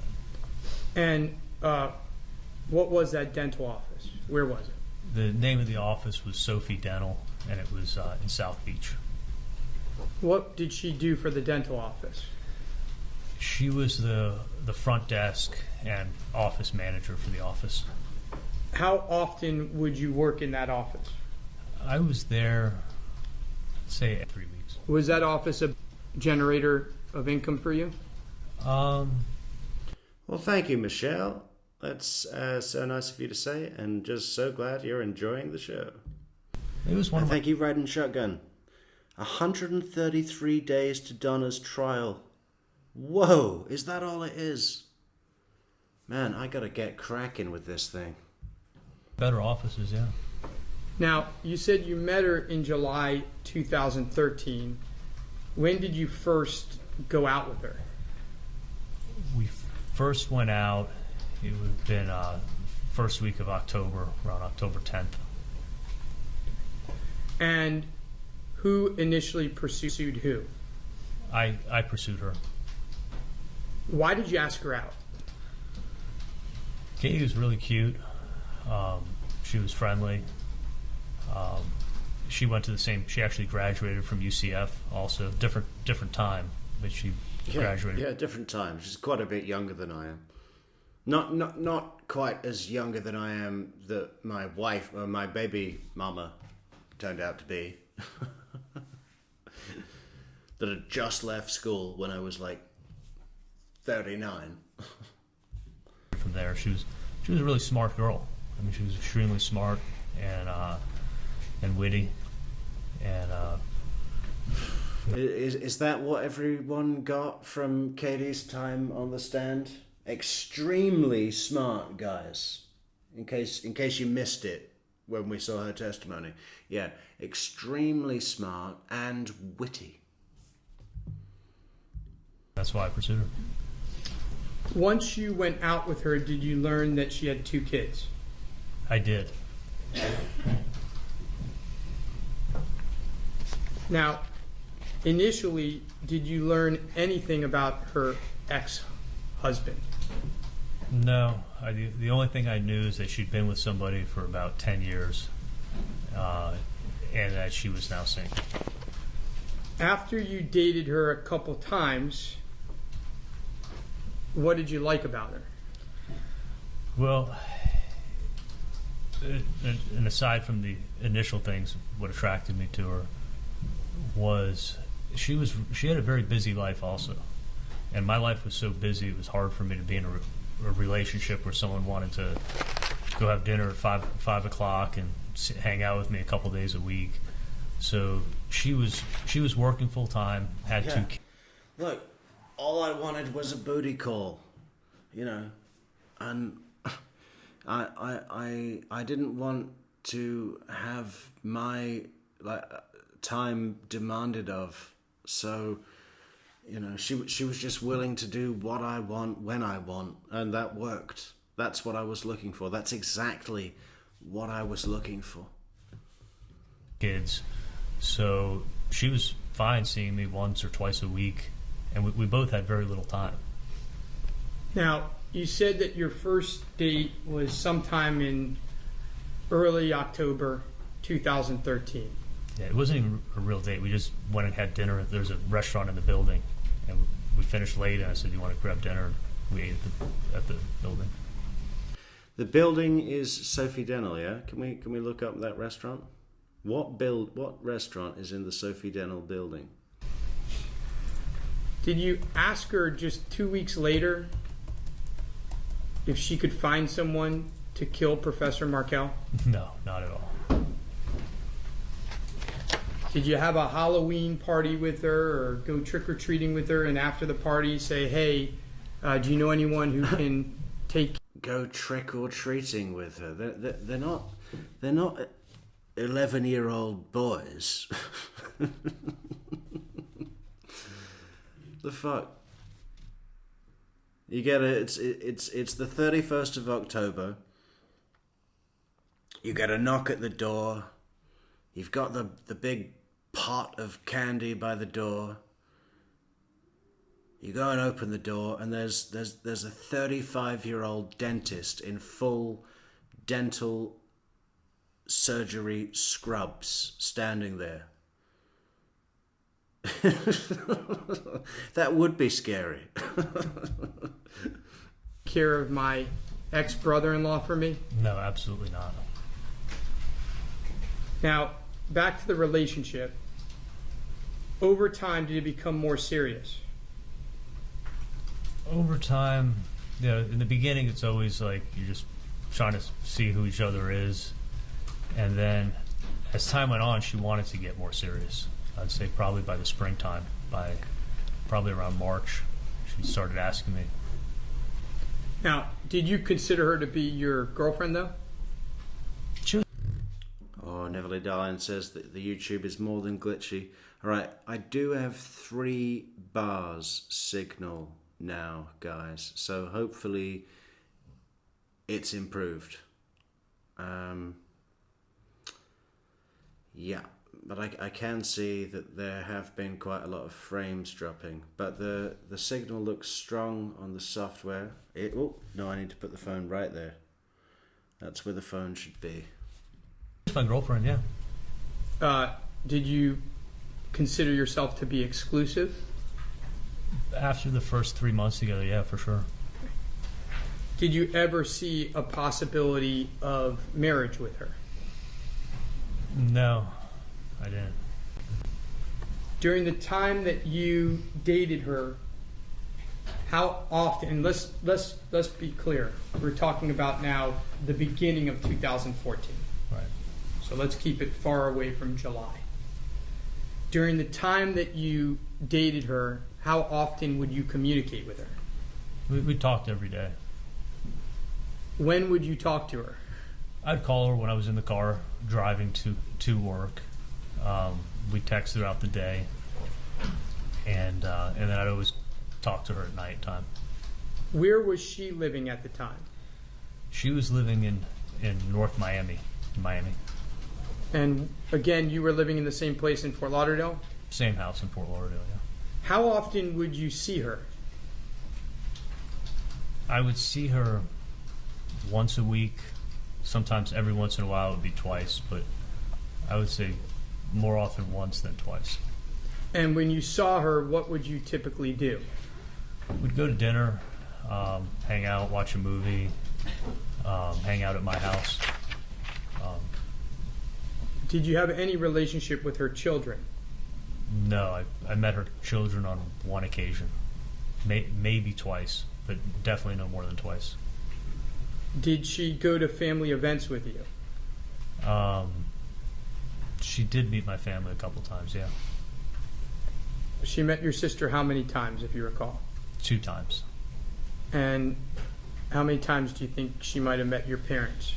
I would say maybe around 8 times, 8 or 9 times. Was she a patient of your dad's? Yes, she was. We're going to get into this in more detail later, but let's be clear right now. Did Catherine Magbanuas ever work for your dad or for you at the Adelson Institute? No, never.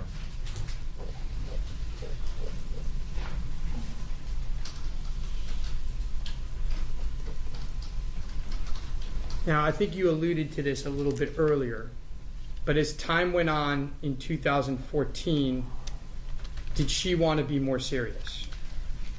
Yeah. I'm just looking for Patty. Where's Patty? I don't see Patty.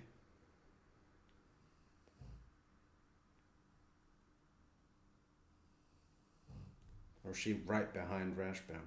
A bit earlier, but as Yeah. She was right behind Rashbaum. There she is. time went on in 2014, did she want to be more serious? Yeah. And what did you think about that? I liked the way it was. I mean, it was good in the beginning. My life, I wasn't looking to change it. I was still in that workaholic mode. But she started asking me, what are we? What are we doing? At the time that you met her, and he said, "Shut up, we're having fun." Shut up, we're having fun, just fun. and I want to talk a little bit about your knowledge of Sigfredo Garcia now. At the time that you met her, to your knowledge, she was single, right? Yes. And that's got to be a merch right there. I know someone who's going to buy that. Shut up, we're having fun. Does everyone remember that? Or do people not even realize that's a reference? Where's our merch list? Just a second, guys. I got to record this for the merch store.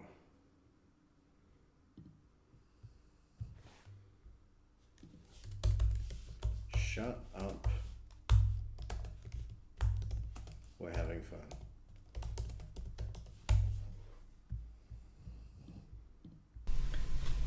And I think you testified that initially you didn't learn anything about her ex.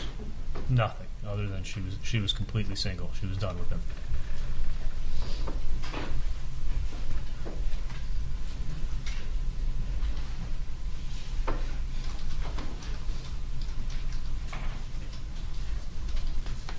I want to show you defense exhibit. It's not in evidence.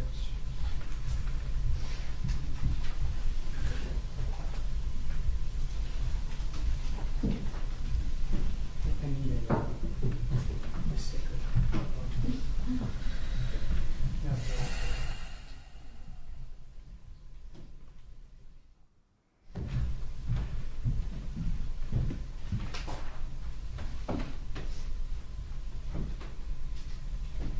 No, we have Coach, Your Honor. You may. I'm showing you what's marked for identification purposes as Defense Exhibit 34. Please take a look at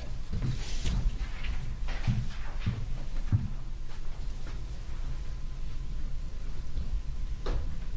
Are these text messages between you and Catherine Magbanuas on November 27th at 2:13? Yes, they are. Judge, I'd move in Defense Exhibit 34 at this time. Response? Hearsay, Your Honor. Please of approach.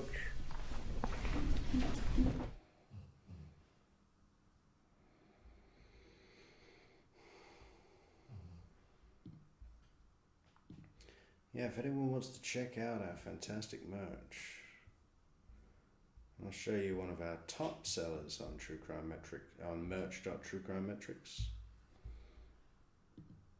Oh, how do we make that smaller? There we go. Look, in a range of colors, range of products. We've got it on mugs, hoodies,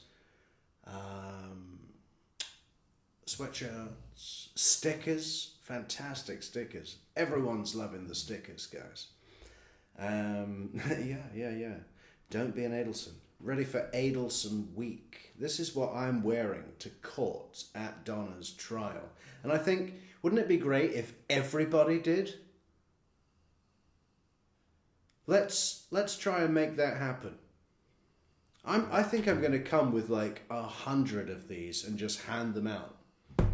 But if you can't wait until then, head over to merch.truecrimemetrics.com and get your Don't Be an Adelson t-shirt, hoodie, mug, sticker, whatever it is. Most of our products at the moment are Adelson related. So if that's your thing, go and have a look. You might find something that you just love, right? I know I did. And somebody sent me a picture of themselves wearing the You're Either Stupid or You're Lying t-shirt today, and they said it was very comfortable. And it looked great, I must say. It looked fantastic.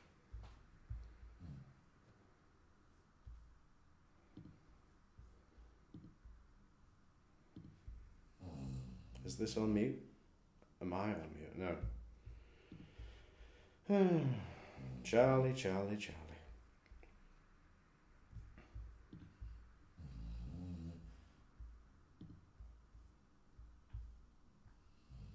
As the hearsay is overruled, you may continue with your examination.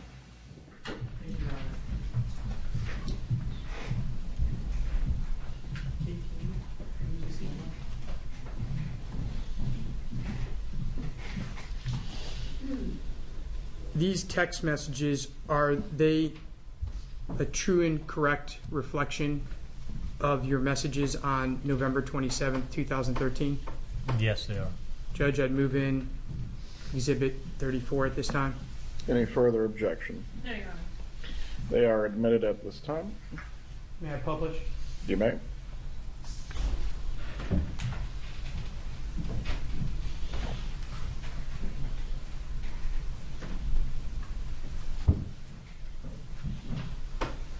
Now,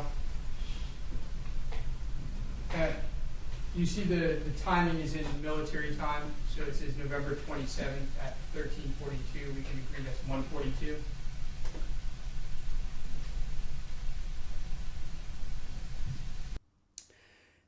Amy says that she loves Sarah Dugan's outfit. Listen, Sarah Dugan could wear a garbage bag with a neck hole cut out of it, and I would love that. Yes. Katie says, my ex knows about you. I'm pretty sure I know how he knew because he even knows your name. You see that? Yes, I do. And you say, do I know him from my past? You see that? Yes, I do. What are you asking Katie here? I have no idea who her ex is. She's saying he knows me, so I'm saying, do I know him? Amy says that Georgia and Sarah Dugan are the most fashionable prosecutors. I just know that they go shopping together, right? For sure.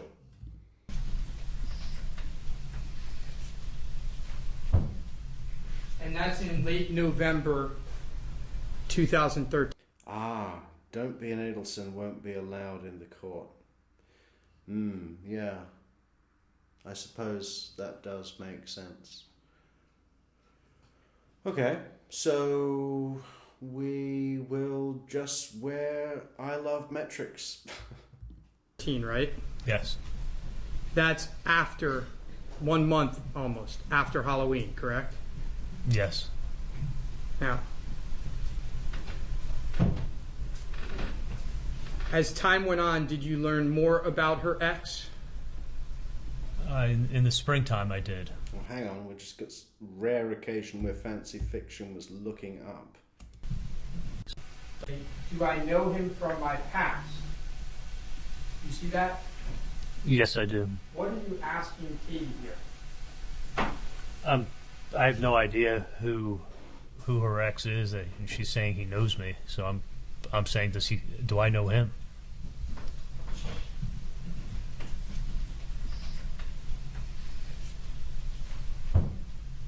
And that's in late November 2013, right? Yes. That's after 1 month almost after Halloween, correct? Yes. Now,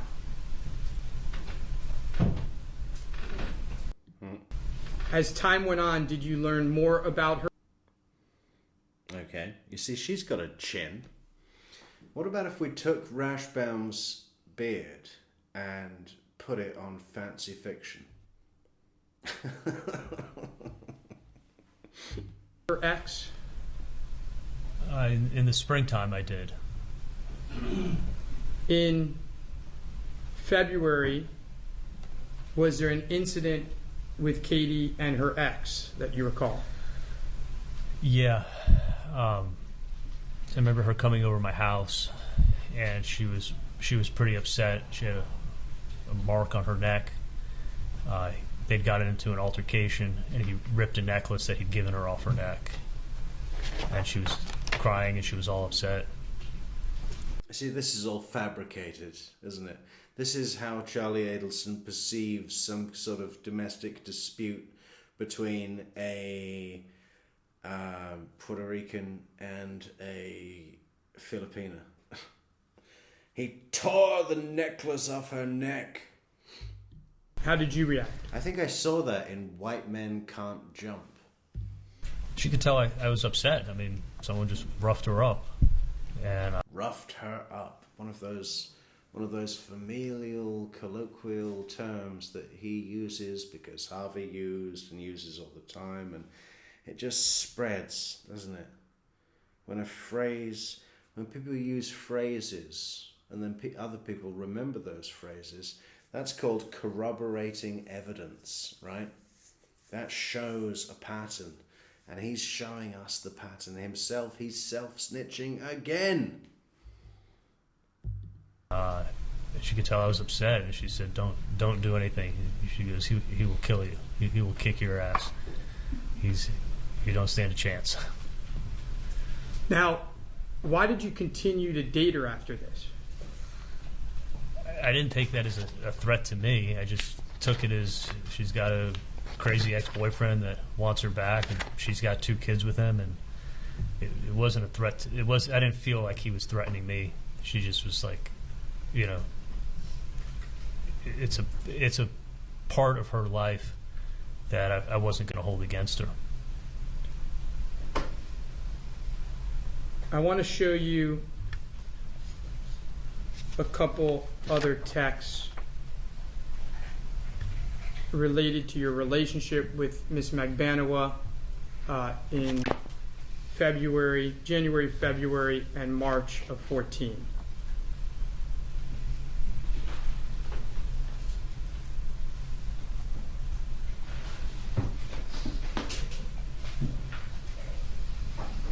And these will be defendants' exhibits 35,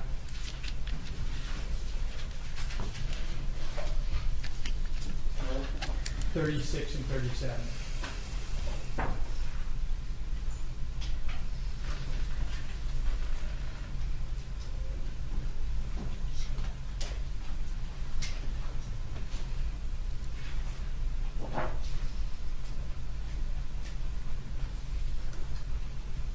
And I'll give a copy to the governor.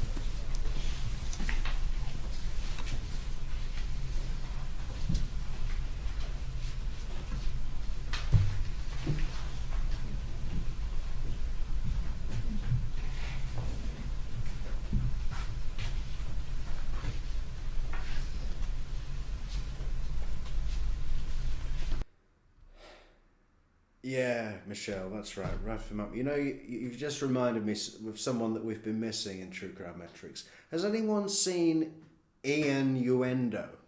Where is he? He was with us. Then he was hanging out on Crime and Coffee, but she's disappeared. Where's Rochelle? And where's Ian from Down Under? That guy was hilarious. Hilarious in the comments. Hilarious on Discord. Hey, by the way, is anyone not on our Discord server? Because it's fantastic. It's free. It's safe. It's no drama. It's hilarious. There's a ton of stuff going on there all day, every day, all around the world. I mean, it's just such a great community. A fantastic community. Link in the description. It's just like a giant chat room, but people can share stuff, and it's a free-for-all, you know? It really is a great thing. If you're not on Discord, our Discord, consider clicking the link, because it's in the description, and it's just, you know, everyone that's on it knows how good it is, right? It's fucking great, and you're missing out.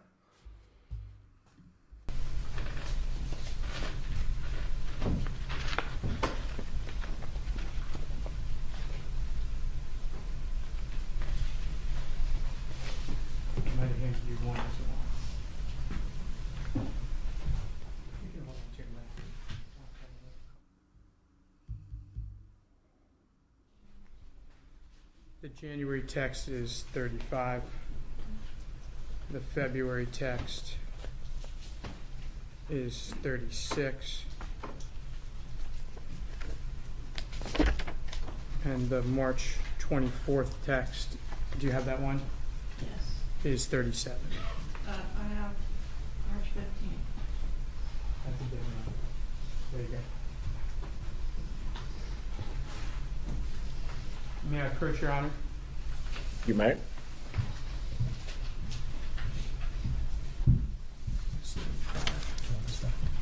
Just put it aside. That's 36. And that's 37.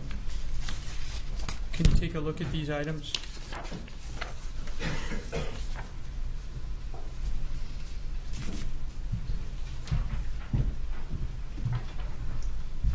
Yeah, Victoria girl, just wait till it's coming out of a loudspeaker of your overhead baggage compartment.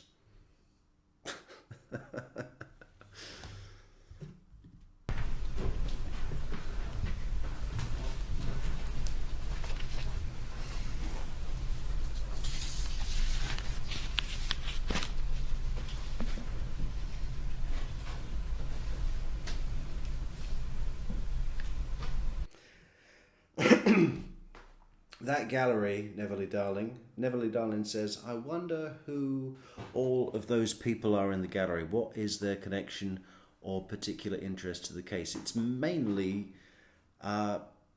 public interest and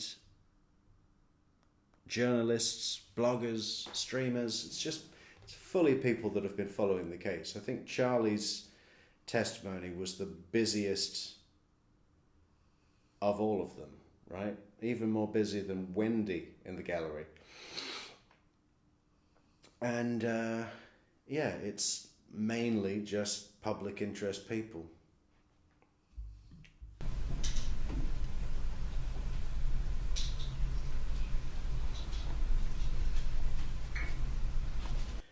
Oh, congratulations, Beth, for celebrating a brand new grandbaby. What could be more lovely than that, eh?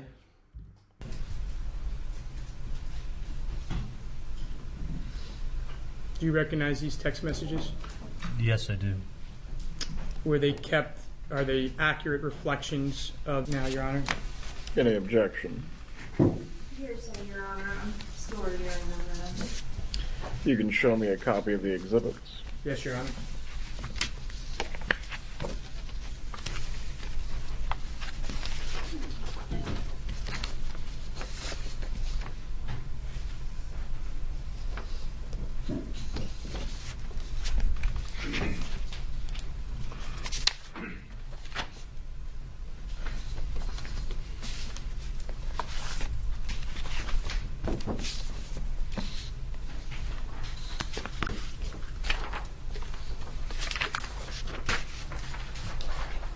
May I approach?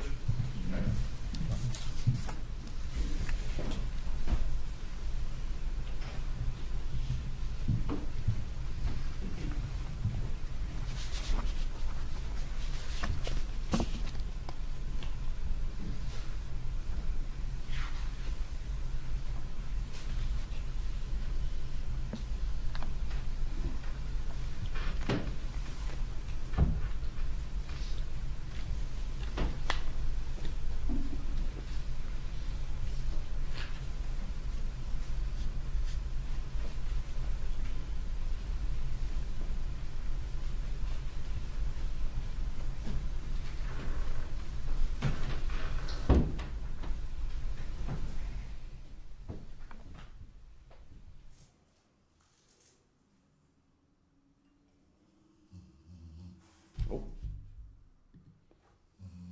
Hey, thanks so much, someone. I'll check who that is in a sec.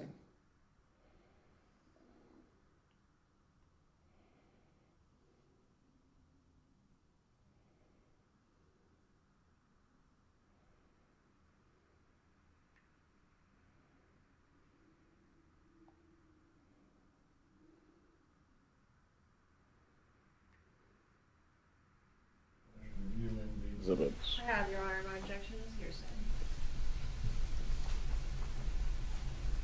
Attorneys can briefly approach.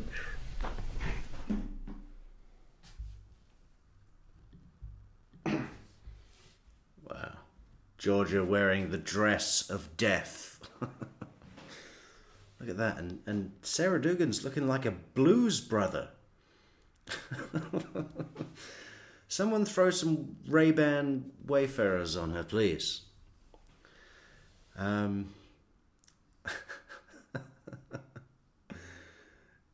look at that. Jake, Elwood, and Sarah. That could be that should have been the sequel. Fuck John Goodman.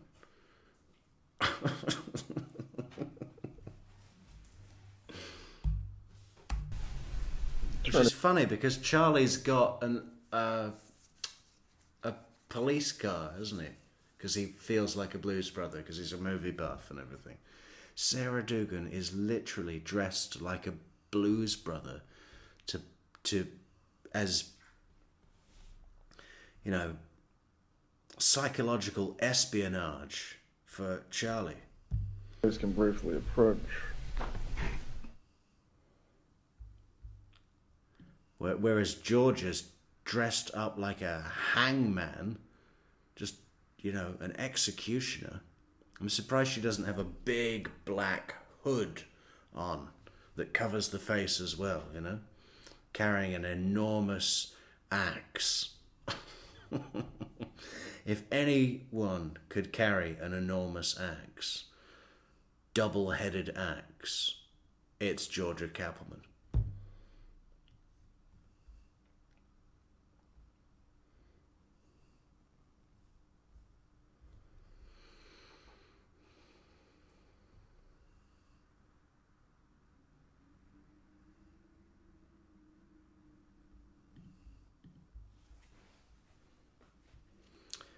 Yeah, we've had 65 votes in this poll. Should we end the poll, guys? It is a slightly less decisive. We got 82% for yes and 18% for no about whether Donna will take the stand. Thanks again, Victoria Girl, for that. For those lemon meringue cupcakes for Judge Everett. He'll love those. He'll love those. Or is it pumpkin cinnamon bread with fresh strawberries and cream? I bet he's going for the pumpkin cinnamon bread. There's just something about that dish that says Judge Everett to me.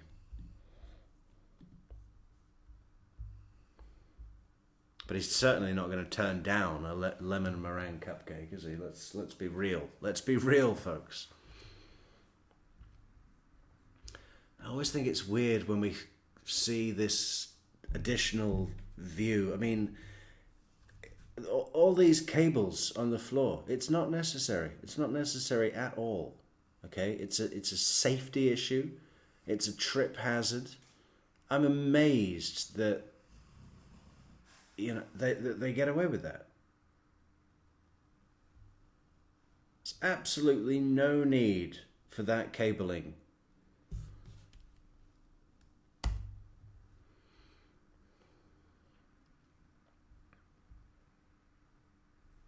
And it's also such a smaller amount of space and distance. I thought there was a lot more space between the witness box and the prosecution and defense tables and the podium. And I thought the podium was directly in front of the witness box, because Rashbaum always seems to be looking dead on, right? It's just strange when it punctures the illusion.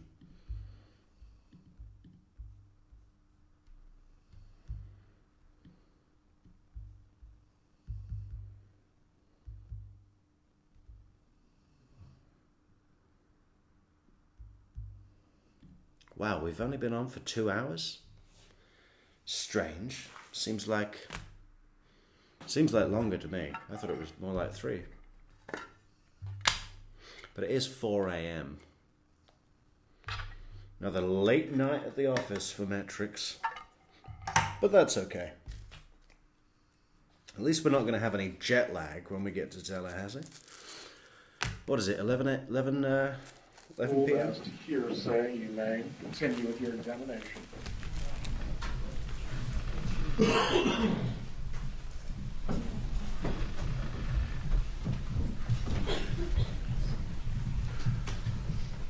So let's talk about Defense Exhibit 35. Sure. A text from January 19, 2014.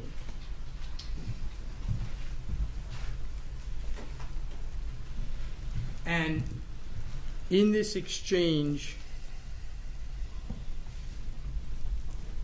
what is Miss Magbanuas asking you about?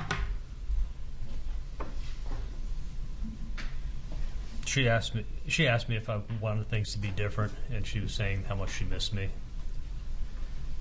And did you want things to be different at this point in time? No. Wanted things to be different. What? She realised that you were just using her to fuck and take to dinner and impress your friends, and decided that wasn't for her. Like that kind of different. I wanted things to stay the way they were from when we just started dating. Now, if you turn to Defense Exhibit... It was Laura Lee with that fabulous coffee 7 minutes ago. Thanks so much, Laura Lee. 36. Text messages from February 5th, 2014. Mm-hmm. What is she asking you? What does she start by asking you about? And you don't have to read it. Just tell the jury generally what she's asking you about. What is she concerned about? She's asking if I'm talking to a bunch of other girls. And what do you tell her in response? Yeah, just a bit. We've heard the tapes, Charlie. By the way, guys, we've got a whole bunch of Adelson wiretaps that have never been heard before on YouTube, right? Coming out soon. So make sure you're subscribed to the channel. Like, share, leave a comment. Support the channel on buymeacoffee.com. And, well, you know, we're putting it out anyway. But just so you stay connected with us, we've got fantastic calls. I've just got to go through them, label them, upload them, make a nice picture or something for the, you know, whatever. And yeah, they'll be coming out soon. I might do a bunch of them tomorrow, now that we've got these 4 walls here. Hey, if these walls could talk, or see, or talk and see. Yeah, well, anyway, we've got a sort of office for the moment, briefly. Yeah. So be sure to check that out. More coming tomorrow. Subscribe to the channel. Response generally. I say no, I'm not. And again, in this text message, she's asking you whether she's telling you that she wants more, right? Yeah. And how do you respond?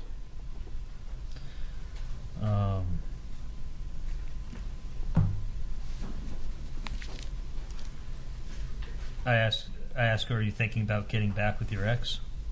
And then what do you say after that? Oh, yeah. I say you're the coolest and most fun girl, that I'm always happy when I'm around. And then He has that saved on notes so that he can just copy and paste it to every woman he speaks to. You're the coolest and most fun girl that I'm just so happy to be around. This is my generic post. Said, I know it's not easy, and I think we're doing a good job at not rushing things. So. And what were you trying to tell? That's so saved on his phone notes, right? Not that I've ever done that. Miss Magbanuas in this text message. I was trying to say I like you and I have a good time hanging out with you, but I don't want to rush things.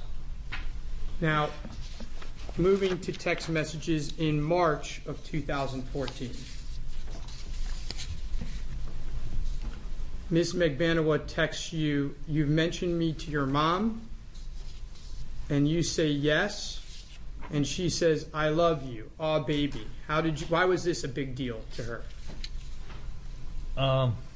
I guess when I'd spoken to her, I brought up that I'd mentioned her to my mom, and she thought I was making things more serious.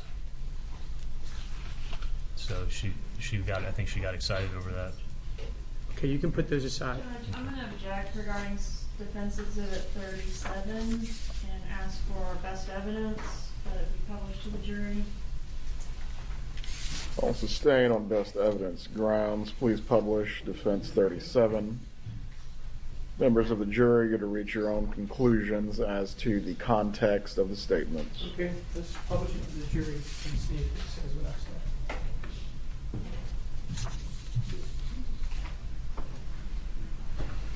March 24th at 12:17. You see, she. Yeah, he should fix that fucking tie. In fact, I'd have loved it if,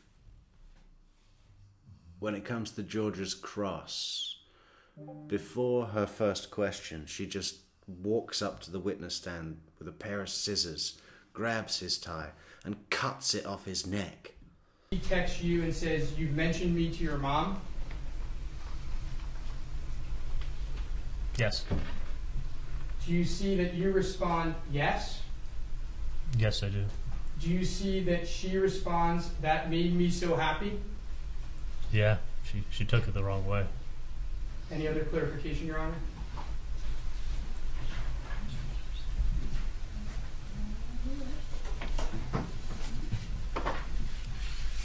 Damn. Is it fair to say that she was excited that you had mentioned her to your mom? Yeah, she was. Thanks again, Ryden. We're 8 out of 10, guys, for our fabulous Adelson Week goal at the top of the chat. We've got an hour and 42 minutes left of our goal. I think we're going to make it. But it's up to you. It's up to all of you. She was happy. I mean, she got overly excited. I wasn't expecting that.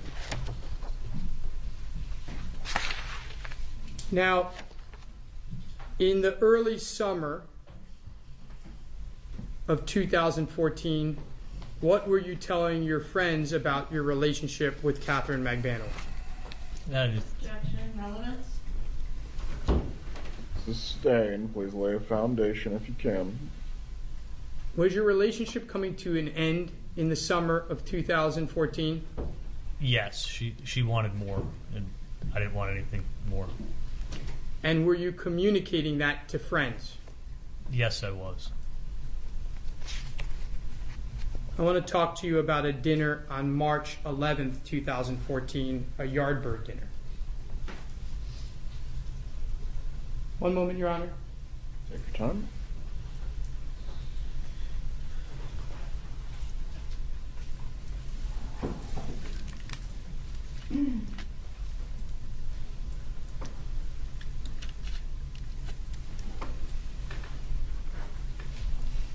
Do you recall going to that dinner? Yes, I do. Do you remember who was the dinner with? I met Katie down in Miami on Lincoln Road, and my sister was in town, and I was already working down there. I remember I was in my scrubs, and my sister came and she brought the guy that she just started dating, who was Jeff Lacoste. Do you recall where you sat? Yeah, we sat outside the restaurant. There was a few tables set up on the sidewalk, and it was the four of us sitting there. Did you know that you were being watched? No, not at all. Did you know that Sigfredo Garcia was thinking about killing you that night? No, not at all. Now, this is March 11th, 2014, right? Yes. Keith, good to see you again, man. During the dinner, do you recall discussions about ex-husbands between your sister and Catherine Magbanuas? Yes, I do. Do you recall who initiated those discussions? No, I don't. Do you recall making a bad joke again at that dinner? Yes. And that's the same joke that we've already discussed. Yeah, I did. Now, after the dinner, who came back to your house? My sister and Jeff Lacoste came back to my house. What about Catherine Magbanuas? No, she went home to be with her kids. And was it a normal night when your sister and Jeff Lacoste came back? Yeah, but it's the first time I've ever had, I think, my sister and her boyfriend sleep over at my house. So, but it was normal.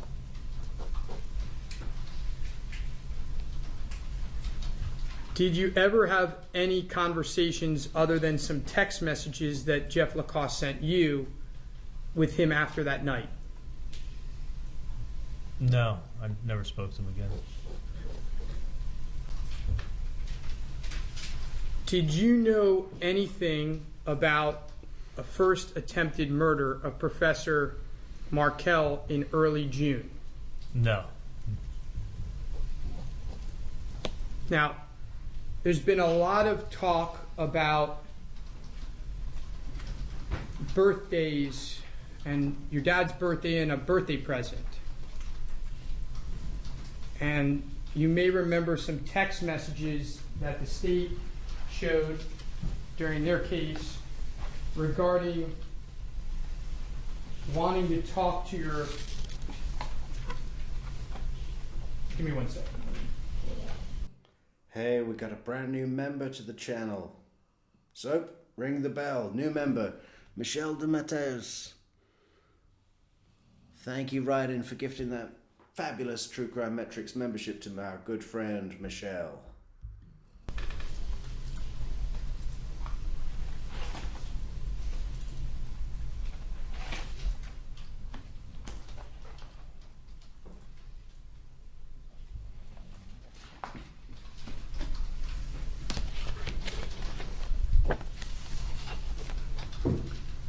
Do you recall the state showing text messages where you're texting with your mom and she tells you that she can't talk right now, that she'll call you when she's alone, she's driving back and she's at a stop in Gainesville, and to erase the text message? Yeah. Do you recall what that is all about? It was about my dad's birthday. Who was your mom with at that stop at Gainesville? She was with my dad, so she didn't want to talk in front of him. And why didn't she want to talk in front of him? Because it was a surprise. Originally, we were thinking about doing a cruise. What was a surprise? That you were going to kill Professor Markel, or that you were going to have a surprise birthday party for your dad? No, it was going to be his 70th birthday party. And do you recall in that text message talking about a caterer? Yes. Now, you had discussed this caterer as far back as April and May with your mom, correct? Yes. And those are reflected in text messages as well, correct? Yes, they are.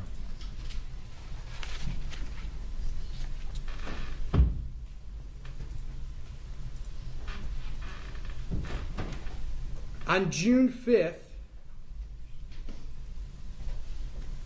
do you recall your mom texting you and asking you, don't forget to get information on the caterer? Yes. Now, what did you get your dad for his birthday gift? I paid for the catering for the party. And what type of catering was it? It was a chef came to the party, and they cooked paella and seafood, and then we had a bunch of desserts also, and salads.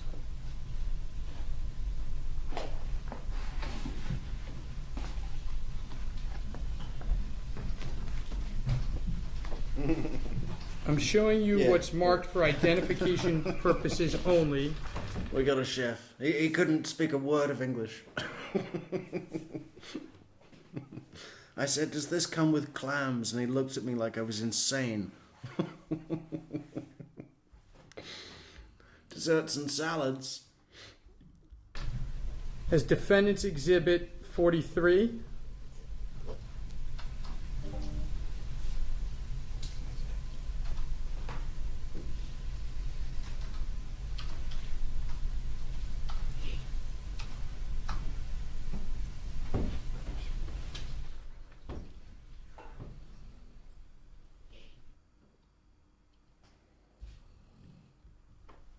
I'm showing you what's marked as Defendant's Exhibit 43.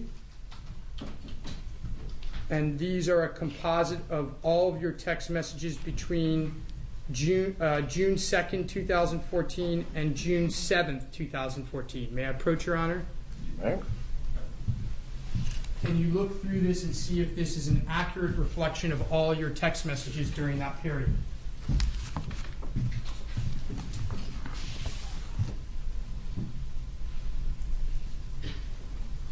Yes, they are. Judge, I would move in Defense Exhibit 43 at this point in time. I'm going to need to review the exhibit. State, do you have any objections? Yes, Your Honor. Hearsay and relevance. Please bring me a copy of the exhibit.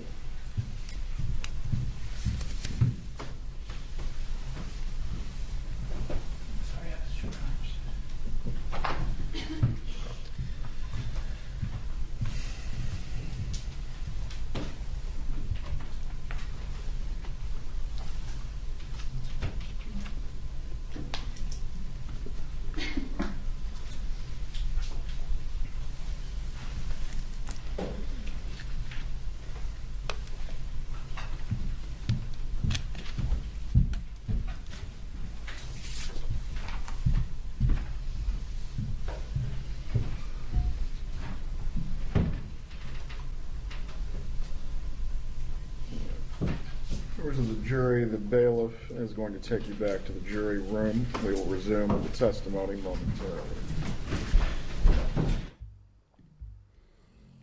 Oh, okay. So that's the end of part one. He's up there for more than a full day, right? I don't know how much more we've got to go through. Where are we really at? We're still at Yardbird dinner, right? I mean,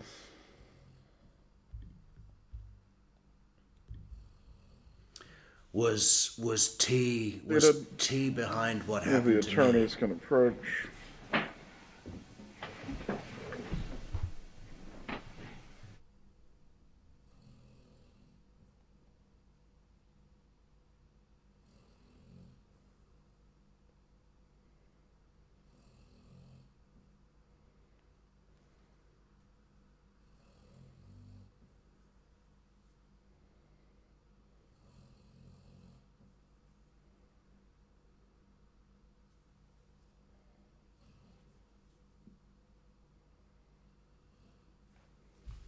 All right, so we got to do.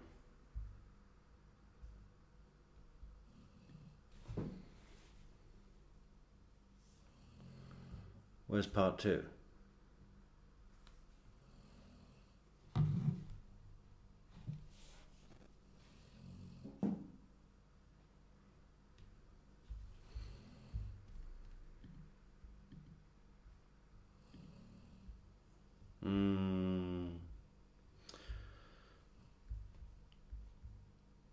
Day 6, part 1. So, what about this one? Day 6, part 2. Markel money to allow you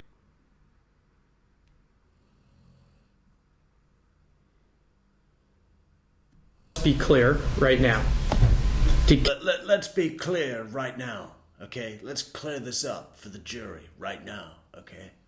This is a big thing. Catherine Magbanuas ever work for your dad or for you at the Adelson Institute? No, never. You see the timing is in military time, so it says November 27th at 13:42. We can agree that's 1:42.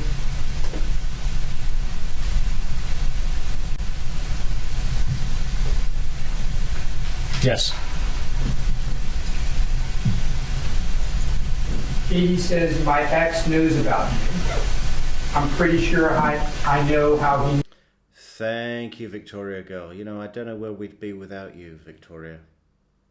Single-handedly, well, not quite single-handedly. Thank you also, Riding Shotgun, Udi, and everyone else that chips in. But I think we all know Victoria girl is one of our key supporters of the channel, and we just couldn't be more grateful for you and your funny comments and your support. And thank you so much, Victoria. You, because he even knows your name. You see that? Yes, I do. And you say, do I know him from my past? You see that? We've been over this. Yes, I do. What are you asking Katie here? Right. I have no idea who her ex is, and she's saying he knows me. So I'm saying, do I know him? We don't need to do 7 hours of this, for God's sake. How do we...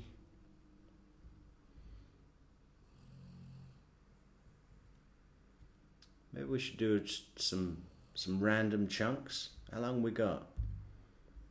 19th. Text messages between you and Catherine Magbanuas. I think there's 3 of them. Do you recall those text messages? Yeah, we texted during the day. And they're text messages about the weather and pool and going and Catherine Magbanuas going to the pool. Do you recall that? Yeah. What are those text messages about? I was trying to show her that I was trying to pretend like this didn't even happen. Like, I think one of the texts said, We got a real good video coming out about, well, it's going to be connected to the Uvia dinner, but we're also going to be spending that episode exploring the Father's Day weekend day at the beach with Katie and Wendy and Yindra. And I hope that AA Legal Focus, Julie, or Judy, I always get that wrong, and then someone tells me, and then I always forget again. So I'm just going to say AA Legal Focus. I hope you don't mind AA Legal Focus, but we would like to use some of the interview that you did with Indra Velasquez Mascara, because it's going to be really relevant to the story and the version of events that we want to tell on this channel. Coming soon on Adelson Week. We just need one more goal reacher on our Adelson Week goal. I'm going to the gym. I didn't go to the gym that day. My phone will show I never left my house. Correction, Charlie. Your phone will show you never left your house. No, your phone will show that your phone never left your house. My phone, I wear my phone inside my rectum, so obviously I am where my phone is.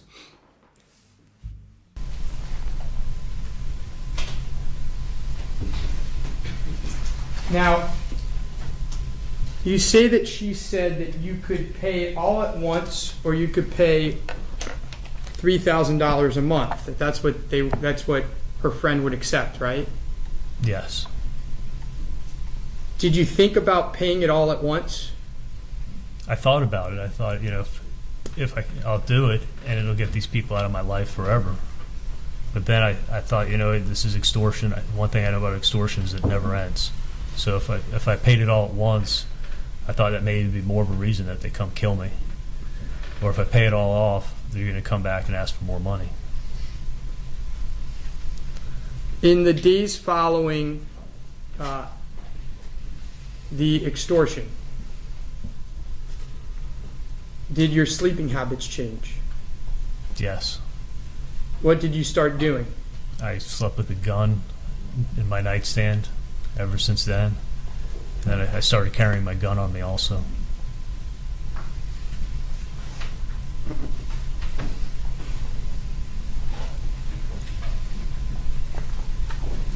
I'd call that more of a sleeping practice than a sleeping habit, right? I mean, sleeping habit is referring to the habit of your sleep. What do you habitually do to sleep?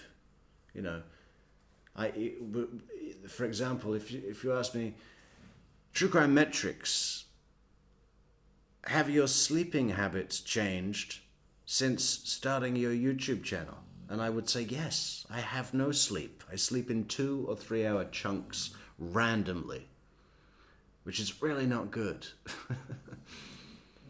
So, yeah. But if I was to talk about sleeping with a gun, I would call that a sleeping practice. I'm showing you it's marked for identification purposes only as Defendant's Exhibit 51 and Defendant's Exhibit 52. May I approach, Your Honor? You may.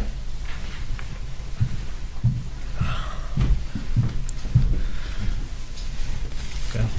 Take a look at those. Do you recognize those items? I do. Judge, I would move Defendant's Exhibit 51 and 52. Well, before I move in 52. The 52 are some text messages. Are those text messages that you recognize that you kept in your ordinary course of dealings with text messages? Yes, they are. I would move in at this time 51 and 52. Any objection from the state? I have not reviewed these. Please let Ms. Kappelman look at 51 and 52.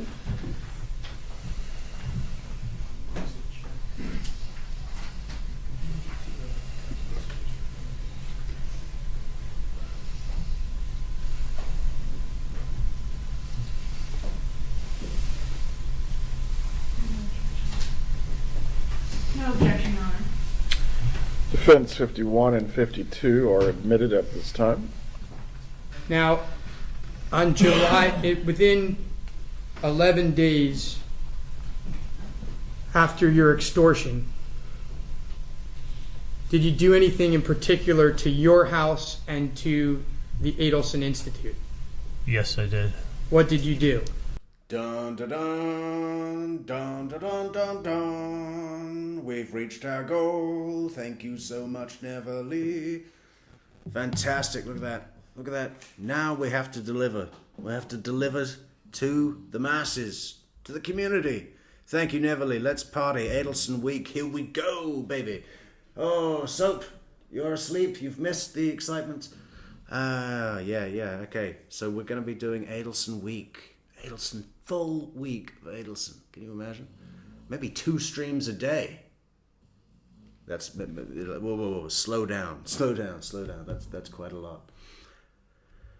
But we should do 2 streams a day for the West Coast, for the East Coast, for the Down Under. And Bangladesh. We still got to get that Bangladesh. The Prince of Bangladesh. He needs to join our community. He doesn't know what he's missing. Yeah, okay. Thank you so much, Neverly darling, and everyone who helped us to achieve our goal. Wonderful. Oh. A few days after it happened, I called up a camera guy, and I got a whole system. And thank you so much, Mary, for that coffee. Also appreciated. Congratulations, Mary. And congratulations, everybody. Congratulations, Metrix.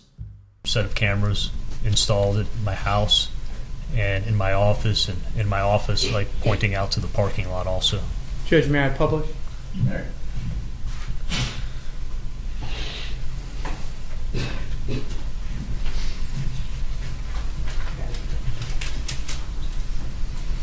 I'm showing you what's marked as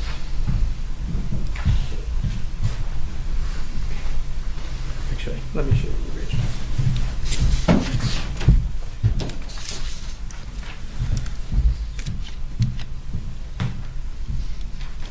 I'm showing you what's marked as Defendant's Exhibit 51.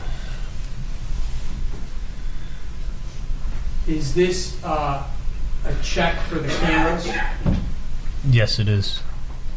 And how much did you pay for the camera system? I paid $2,140. And what? Hey, Bangladesh could become our key market. You never know. What are they into over there? Do they have cameras in the courtroom in Bangladesh? Was the check made out for? 7/30/2014. And in the memo line, what does it say? It says camera. I'm showing you some text messages from a couple days earlier. And these are text messages between you and your parents, and you and camera Adriel. Who's camera Adriel? Adriel is the name of the guy who installed the cameras, so I just put his name in my phone as camera, so it's easy to look up. Camera Adriel. And here are you indicating that you put cameras in your house as well as the Adelson Institute? Yeah, that's why there's 2 DVRs. There was one for the house and there was one for the office, and it's 23 cameras in total. Why did you think it was so important to put all of a sudden a camera system out? It was I was worried about my safety. I fully expected these people to come back and possibly try to kill me. So I just wanted to beef up my security system in the house and the office. Okay, I want to switch gears a teeny bit. What was your sister like in the weeks following the murder? She was a wreck. I mean, she looked horrible. She didn't leave the house. She wasn't eating. Before we go into that subject, I want to bring up one other thing about the cameras. Are there text messages earlier in the year where your parents are asking you to put up cameras at the Adelson Institute? We talked about it, and I actually had a camera system at my house, but it was older and it was antiquated.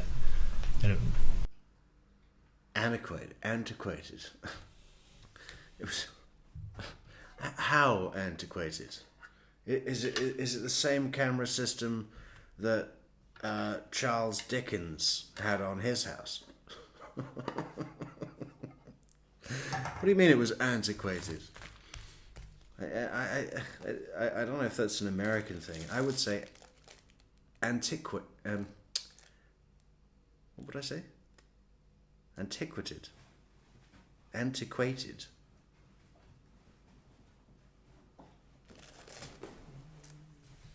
I would probably just say old. Out of date, antiquated. I don't know, man. It didn't work really good. It was from like 2008, so the technology was 6-7 years old. Those text messages earlier in the year to put up a camera. Come on, that was way newer than the camera system that Charles Dickens had on his house. System at the office. Had you ever acted upon that? No, we talked about it, but Antiquated. What did he say? No, I'm lost. Antiquated. No. Okay. It was antiquated.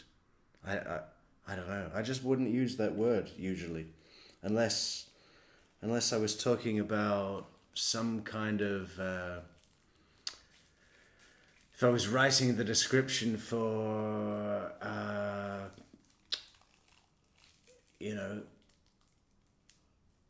the wardrobe props of a theatre production. Antiquated attire from the Georgian period of Dublin, Ireland. I never got around to it. It's not until within a week or so after you're extorted that you act upon that, correct? Yeah, I called the camera guy about 3 or 4 days after I got extorted, and it took him like a week to get the cameras and to set up an appointment to install it. Let me ask you another question. And we're going to get to your mom learning what happened. But before we get there, after you were extorted, did you tell anyone about what happened to you? No, I told nobody. Why not? Katie told me before she left my house that morning, she's like, you cannot talk to anybody about this. Don't ever talk. Oh, Michelle de Mateus has got a hashtag here. Hashtag arrest Wendy Adelson now. By the way, guys, if anyone out there that's on the Discord community knows how to, like, what the goal is with, like, Twitter hashtags, because, we're closing in on 3,000 subscribers here on YouTube, but we don't have that many Twitter followers. I think we have like maybe 70, and I'm not sure why that is, but I get the feeling that I'm not using the Twitter platform, X platform, whatever I call it, Twitter, to its best ability. So if anyone understands hashtags, I'd love for you to tell me on Discord. Link to Discord in the description. Talk about this with anyone. Don't ever talk on the phone about it. Don't even talk to me about this ever again. Like, nobody can find out, but I'm going to protect you. Let's get back to Wendy. Okay. So, I think you said Wendy was a mess. Yeah. Did there come a time when you went out to dinner with your sister? Yes. And how long after the murder was that? I'd say it was about 2 weeks after. Maybe even a hair more, but around about 2 weeks. And what happened when you went out to dinner with her? I picked her up. I said, what do you feel like getting? You want to get pizza? You want to get sushi? And she's like, I love sushi. So I said, all right, I'll take you to I'll take you to a really good place for sushi. Where did you go? We went to a restaurant called Juvia, and it's actually a pretty fancy sushi place. What happened during the dinner? She got really sick. When we got to the restaurant, we didn't have a reservation or anything. They sat us at the bar. They served us a drink at the bar. And it was really short. It was one of those like martinis that have like 3 shots in them, so they're strong. And then we sat at the dinner table. Were you drinking and celebrating the death of Professor Markel? Absolutely not. We sat at the bar waiting for a table for an hour, And then when we sat at the table, we each had one drink. Now, I want to move on to... I got to remember this time code, guys, because we're going to do a full video during Adelson Week about you via dinner.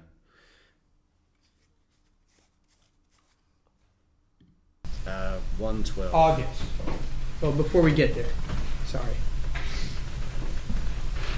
In July, did you break up with Catherine Magbanuas? Yes. How did you break up with her? This happened on a Friday night, and I'd say within a week, I met her. I said, "Come, let's have dinner," and we went out for tacos. And I said, like, we can't do this anymore. I don't want to be in a relationship. Tacos. We're definitely going to Yindra's suggestion for tacos in Miami. What was it called? I'll have to get in touch with her again. And she knows the best, most authentic, cheap and cheerful, but the best taco place in Miami. And we're going. Relationship with you. How did she react? I was with Taco up in Broward, and he told me everything. Someone reminded me that we've really got to put that on some merch. Who was it? I think it was Neverly, right? We've got to get that onto some merch. I was with Taco up in Broward, and he told me everything. Do the right thing, man. This ain't going away. Take care of Taco like you've been taking care of Katie and Tudo, man. I think she knew it was coming. I mean, there was no surprise on her part. Now, in August, did you see her? I saw her one time in August. Why did you see her in August? I saw her one time in August to pay her $3,000 for her friend. When you paid her the money in August, how did you pay her? I paid her $3,000 in cash. And at this point in time, did you know that she was actually part of the extortion? No, I thought she was. I thought she was not part of it. I was a little suspicious, but she just kept telling me that how sorry she was, and she was adamant that she had nothing to do with it and didn't know this was going to happen. When you gave her the cash in August, did she make any request of you? Yes, she did. What request did she make? She said, look, none of this money's going to her. She's giving all the money to her friend. She said, can you do me a favor? I need to get health insurance for my kids. Like, I'm helping you out. Nobody's going to ever pay you a visit. Can you give me $2,000 in cash for my friend and write me a check for $1,000 every month? And that way, she said she'll cash it, give the money to her friend, and then that way she can get health insurance for her kids. Okay, so let's break that down a little bit. She says to you she needs health insurance for her kids. Mm-hmm. And she says to you, I'm getting none of the money at all. Yeah, she said none of this is going to her. But it would really help me if $1,000 of the $3,000 can be in the form of being on the books of your business, essentially. Yes. And did you say to her, Catherine, we just did a murder. I can't put you on the books of the business because that creates a paper trail. No, we didn't just do a murder. I just got extorted. Now, what did you say to her when she made you that request? I'll do it for you. No problem. I mean, I wanted to keep her happy. Now, before you did that for her, what did you have to do? I had to call my mom because she does the books at the office. I don't even have the checkbook. And I called her up and I said, I want to put Katie on payroll at the office for $1,000 a month. When you called your mom... So the extortionists have requested $333,000. Let's call it 333. And let's just do the math on this, okay? Yeah, $1,000 a month Where's the calculator? God damn it. You'd think that would be easy to find, right? It's not.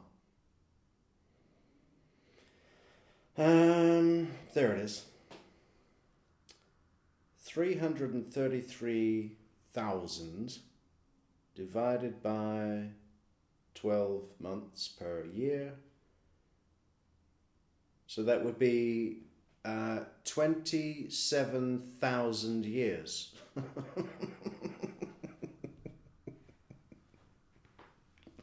Yeah. No, they were really understanding, the Latin kings. They said, give us the money. I said, well... Okay, should we be really kind? Well, okay, he gave her... so it was 333,000... Oh, shit. No. 333,000 minus the 100 and... What was it? 126,000 he gave her from the safe. Okay, so then now we're down to 207. Divide that by 12 months. 17,250 years. Yeah, they were really understanding.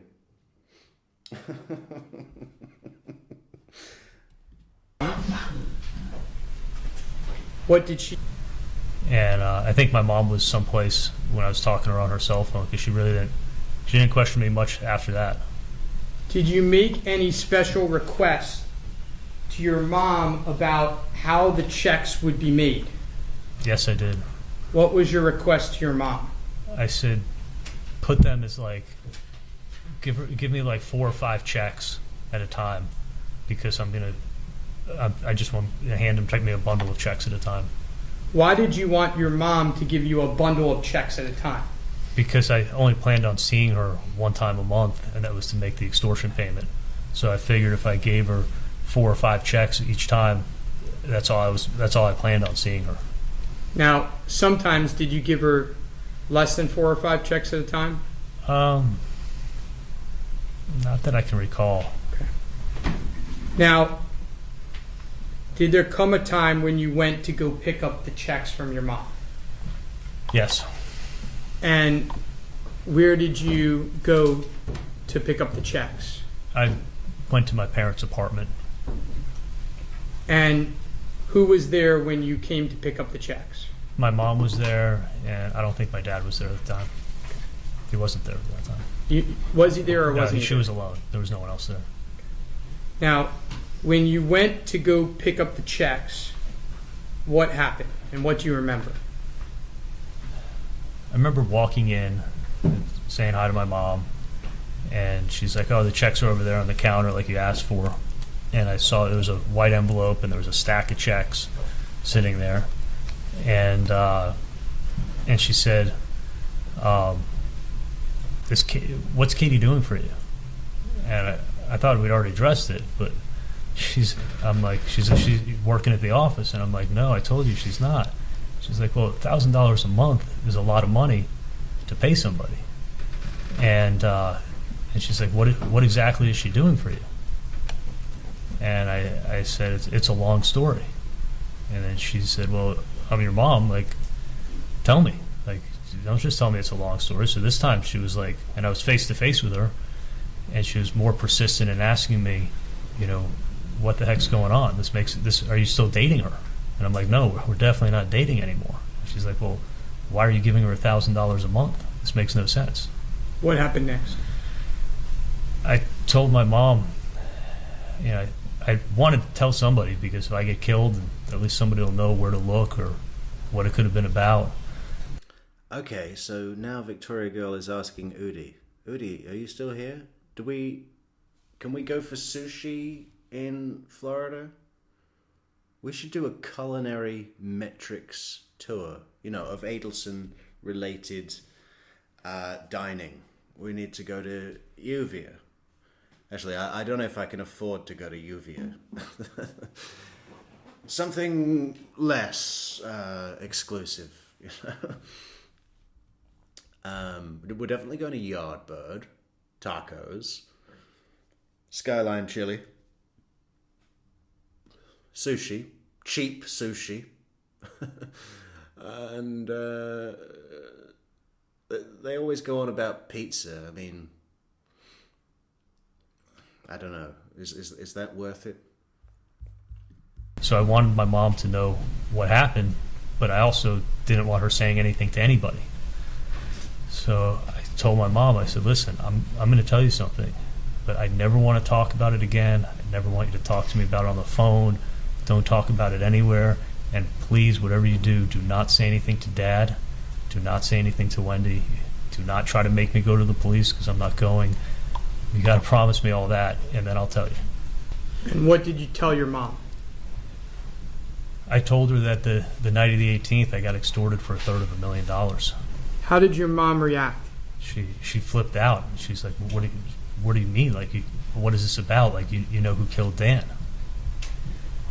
What did she want to do? She wanted to go to the police. And what did you tell her? I said, absolutely not. I said, it's not going to bring Dan back. I said, absolutely no. Go to the police, absolutely. The first set of checks? Ah, Neverly, you only started following this case last year. Wow. I didn't realize you were so new. Okay. Cool. So we got a bunch. Man. I'm going to draw up a plan for Adelson Week. First thing tomorrow, guys. Let's try and do this like a real... Maybe we should look at the backstory. Go way back. Go to 2004 and just go through the motions, all the way. Yes. That day? Yes. And do you remember what month that was? That was in September. After she gave you those checks, would you periodically have to meet with your mom and get more checks? Yeah, but not. I didn't even realize the staff got paid bi-weekly, so they got their checks every 2 weeks. So when I'd asked her for 4 or 5 checks, I was thinking like that would be good for the weeks. Did your mom bring this subject up again? She would ask me, "Are you okay?" She asked me, "Do you need anything?" She said, "Do you need money?" I'm like, "No, I don't want you guys getting involved. It's bad enough that I'm involved in this." For the next 20 months, what did you do with regards to money and Catherine Magbanuas? Every single month, when I met her, I gave her $2,000 and the stack of checks to carry her forward. Okay, so there was an extra $2,000. So at that rate, it would be down to about 5,800 years to pay off. And again, what did you think she was doing with those checks?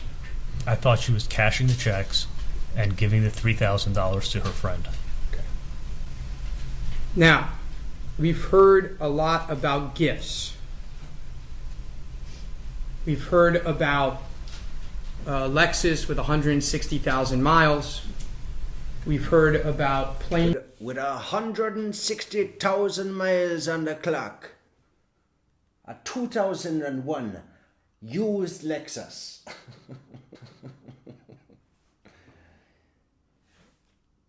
tickets. We've heard about, I guess, breast augmentation, but let's put that aside because I think that's a different category. Heard about a whole host of gifts regarding, over the next 20 months, you giving a bunch of gifts to Catherine Magbanuas. You recall that testimony in this courtroom? Yes, I do. The gifts that you gave to Catherine Magbanuas, was that part of the extortion? Were those extortion payments? No, not at all. What were the gifts? The gifts were me trying to keep Katie happy. And I didn't think Katie was any part of this extortion at all. Yeah. Victoria's the only girl that walks into a restaurant, orders 12 oysters, and when they arrive at the table, the waiter also puts a fire extinguisher next to her. Yeah. It's they're trained to recognize the signs. Because she was constantly broke. I mean, she she'd be hitting me up for $300. I mean, there's no way that she was getting that $3,000 and then asking me for $300 or running short on this or running short on that or can't pay a car bill. So I want to make sure that we're crystal clear here. The fact that she was always saying she was broke, did that make you more certain or less certain that she was not part of the extortion? It made me more certain that there's no way that she's involved. I mean, she's telling the truth. The extortion never went up. Shit, am I still on? Raiden says we've lost Metrix to the dark side, and then Udi says, I thought maybe it was my internet. Are we not live? Oh, someone tell me if we are still live. Are we live? I mean, she could have just raised the extortion payment instead of... The mute button is definitely off. Okay, thanks, Neverly. Having to ask me for money. Every time she was asking me for money, I actually felt good. I felt like she wasn't part of it. May I have one moment, Your Honor? Take your time.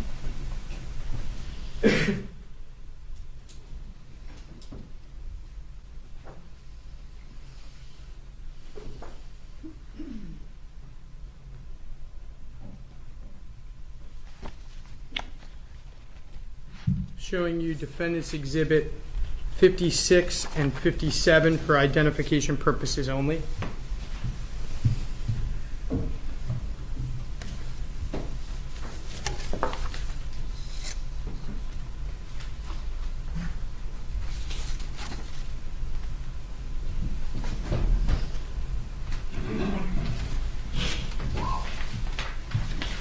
Do you recognize these text messages? I do. One of those text messages from December 2nd, 2014? Yes, it is. And is one of them from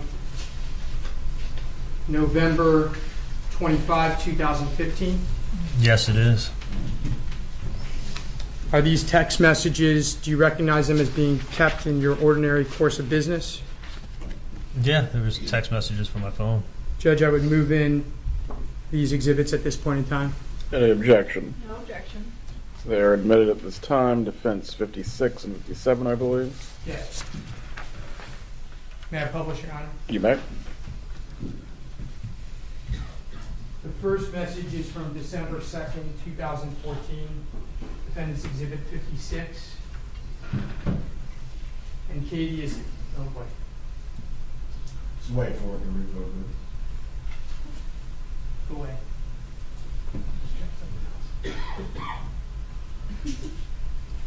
Do it a different way. Okay. You have to make everyone sick. Do you recall her asking for a favor that she needs to borrow from you in December of 2014? Yes. Do you recall in November of 2015, she's talking about how she's embarrassed because her credit card was declined? At Old Navy, he said. Yeah.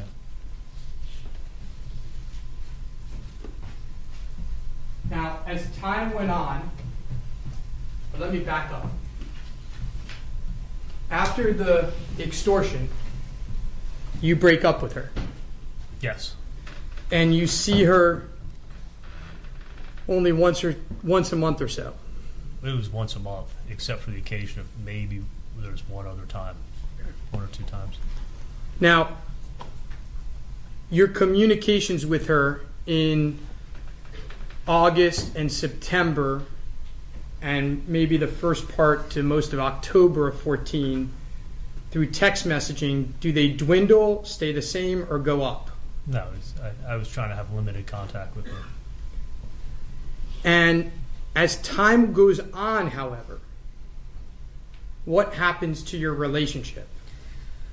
I become more sure that she's not part of the extortion at all. And it really would, what I was going by is how broke she was. There's no way she got all this money and she's so broke and she's still working. And it, you know, we became friendly again. You know, our relationship was very different, but it was different but stronger because I needed her for my safety. Okay. And so you've seen some of the emails, and I'm sure the state will show you. In what world does that make any sense? Yeah, I just the ridiculousness of this excuse. I mean, what else could he have said? It's hard to come up with when you've been caught so red-handed. When you've been so shit at your plan that the cops know all about what you've been doing. When you staple your fucking money and give it to some gun thugs. What else could he have said? I don't know. But there's this thing about, our relationship grew and got stronger because I needed her for my safety.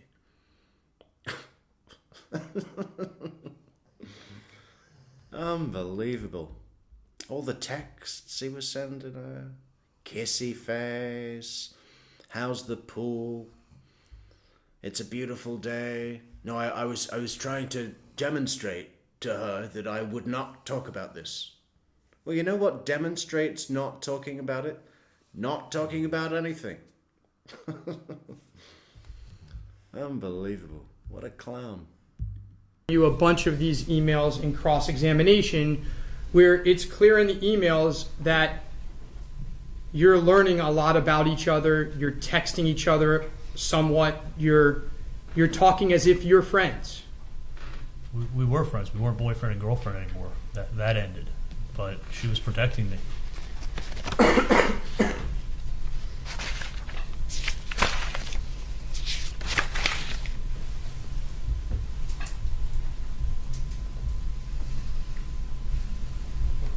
Now, during this entire period of time before the bump, we're not at the bump yet.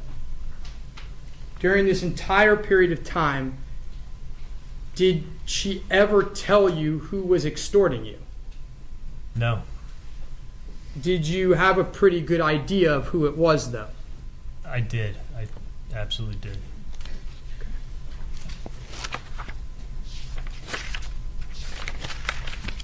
May I have one moment, Your Honor? Go ahead.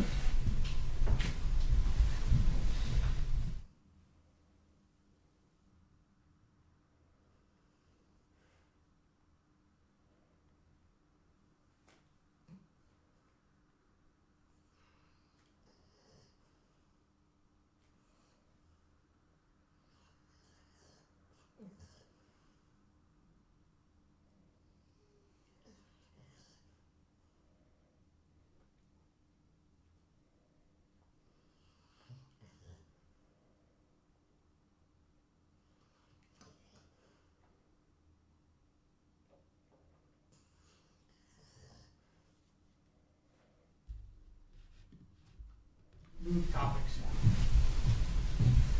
Absolutely, Victoria, that Charlie lawyered up. I mean, Daniel Rashbaum was probably with him in the house.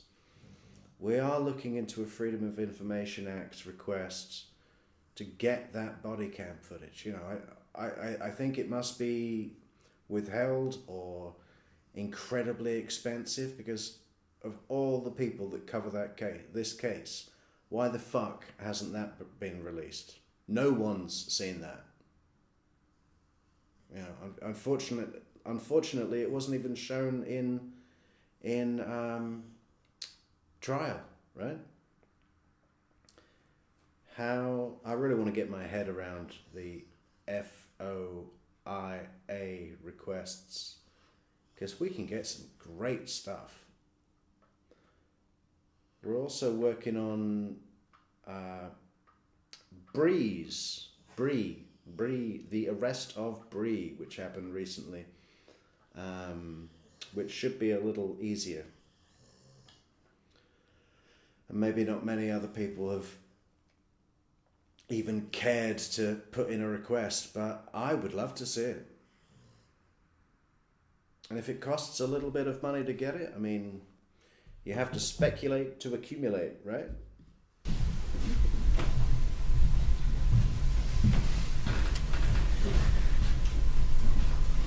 before we get to the bump,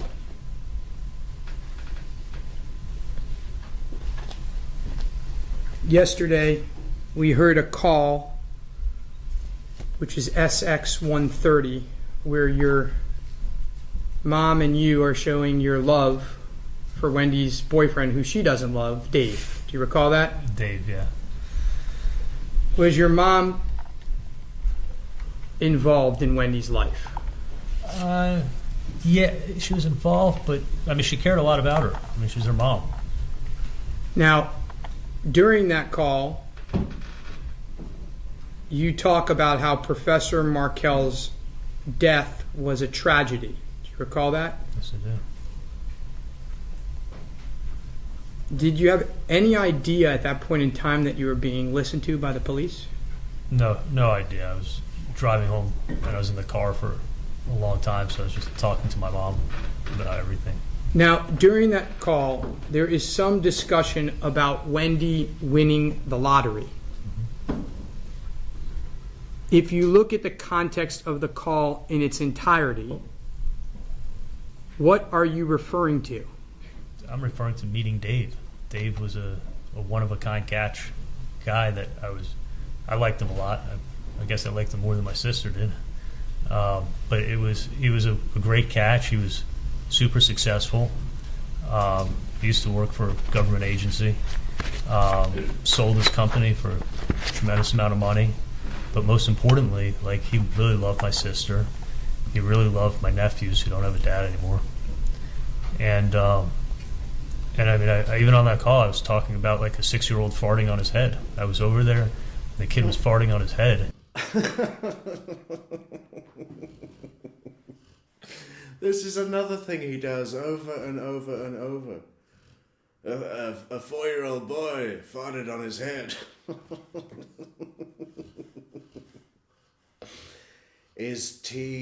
Was T behind what happened to me? It's just, he gets these little, he's got to be ADHD, right? That's what this is. Remember the jailhouse calls? Oh, we can do a bunch of those again, eh? On Adelson Week. And he left, and it didn't bother him. So I thought he was a great guy. And he actually even met the Markels, Dan's parents. Is that how he judges people? What would be the normal reaction for Dave to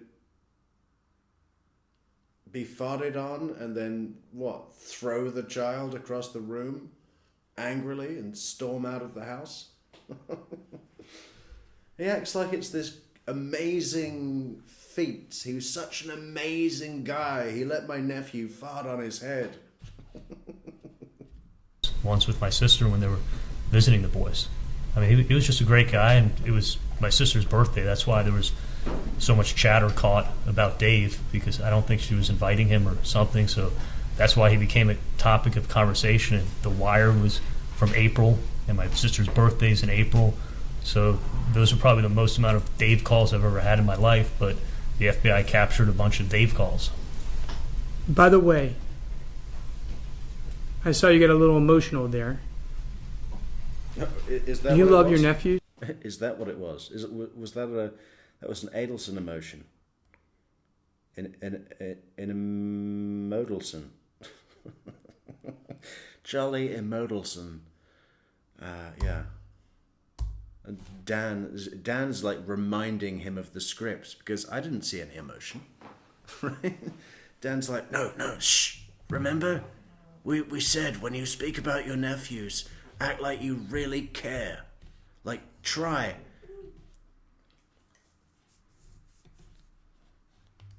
Oh, you're awake now, Sup. You would like to say hello to your public? We've reached our goal. Not that you care. Conversation, and The Wire was from April, and my sister's birthday's in April. So those are probably the most amount of Dave calls I've ever had in my life, but the FBI captured a bunch of Dave calls. By the way, I saw you get a little emotional there.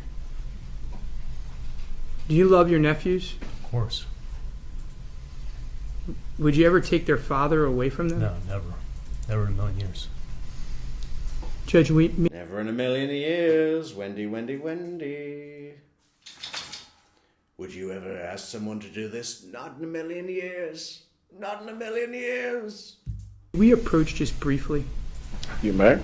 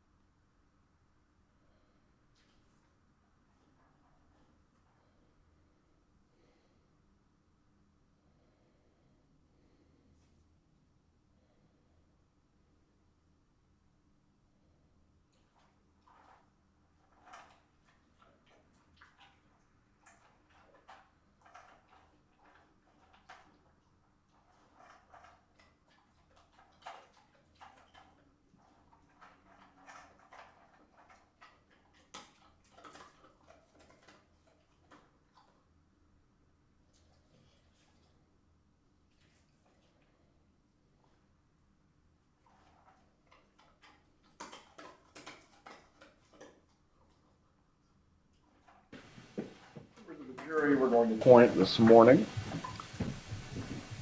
Once again, you're going to receive the same instruction that you've gotten since jury information pertaining to the case. We will read Mr. Adelson at 1:30. Please report back by 1:20.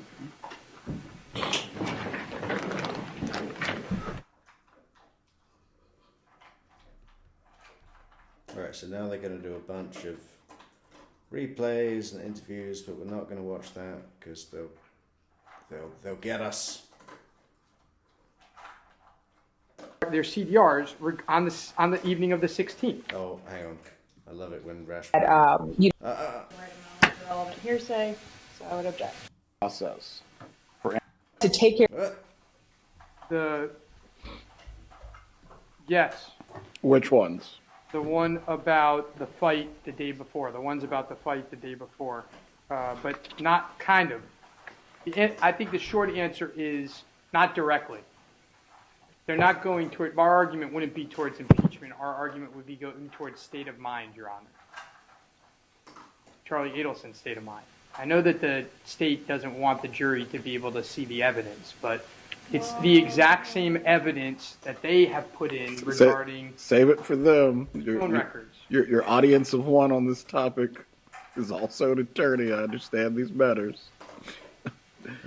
All right. As to this specifically, the fight I will deem is admissible. The other portions I'm still going to sustain the objection as to relevance and hearsay. The text on the fight, I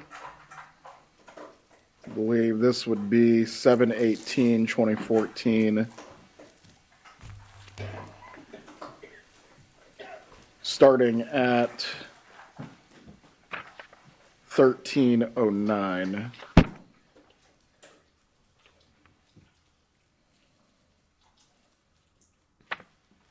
And then those would end at 18:20. The other portions, the prior ruling applies. May I make one additional argument for the record? Go ahead.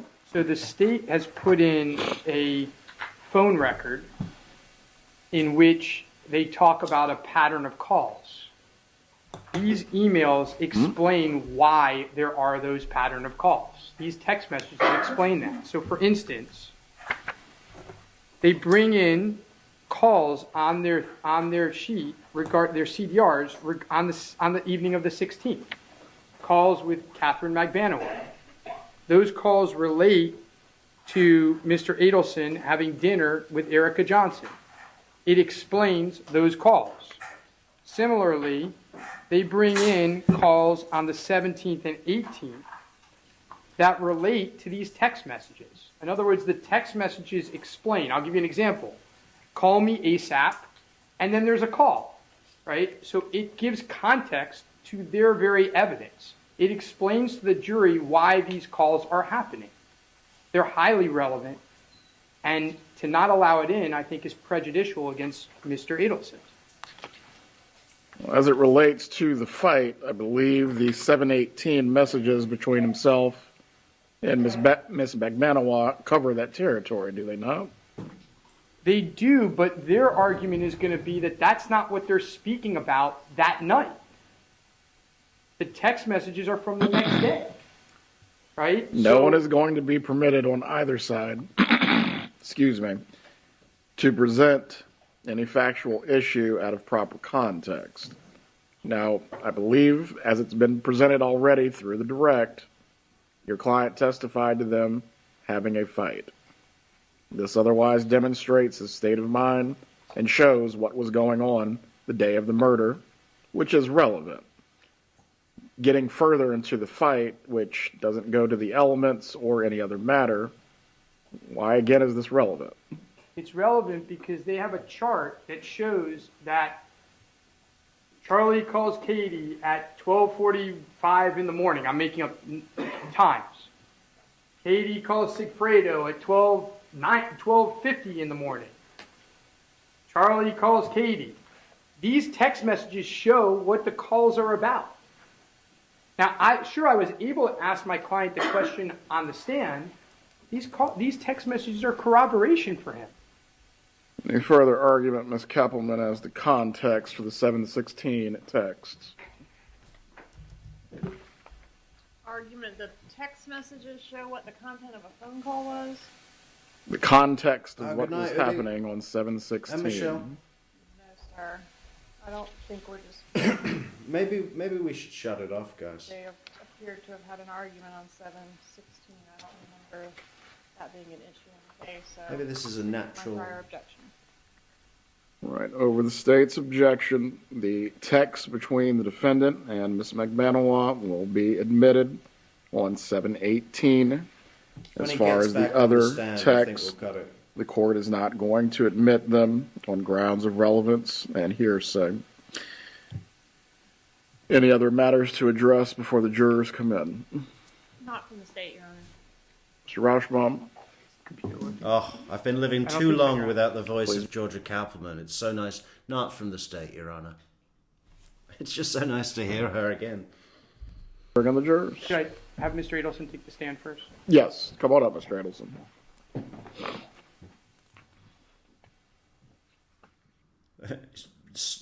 Trying not to trip over all those wires. Okay.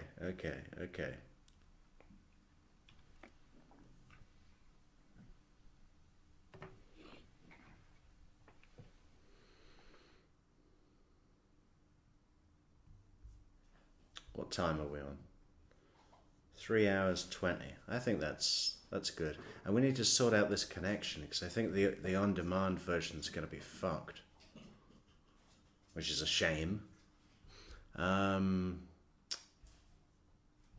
Yeah. Listen, Adelson week. We met our goal. We're going to be back. We're going to be back tomorrow. Maybe... Yeah, I think we'll try and do the evening slot a little earlier. It's gone midnight for most of you. And maybe we'll do a shorter one in the day as well. Yeah. We could do a bunch. You know, let's just go through a shitload of Adelson content, man. Sometimes it's just nice to do that. Okay. We are going to say good night. Is everyone all right with that? I know that we've been doing like 5.5 hour streams lately, but maybe that's too much.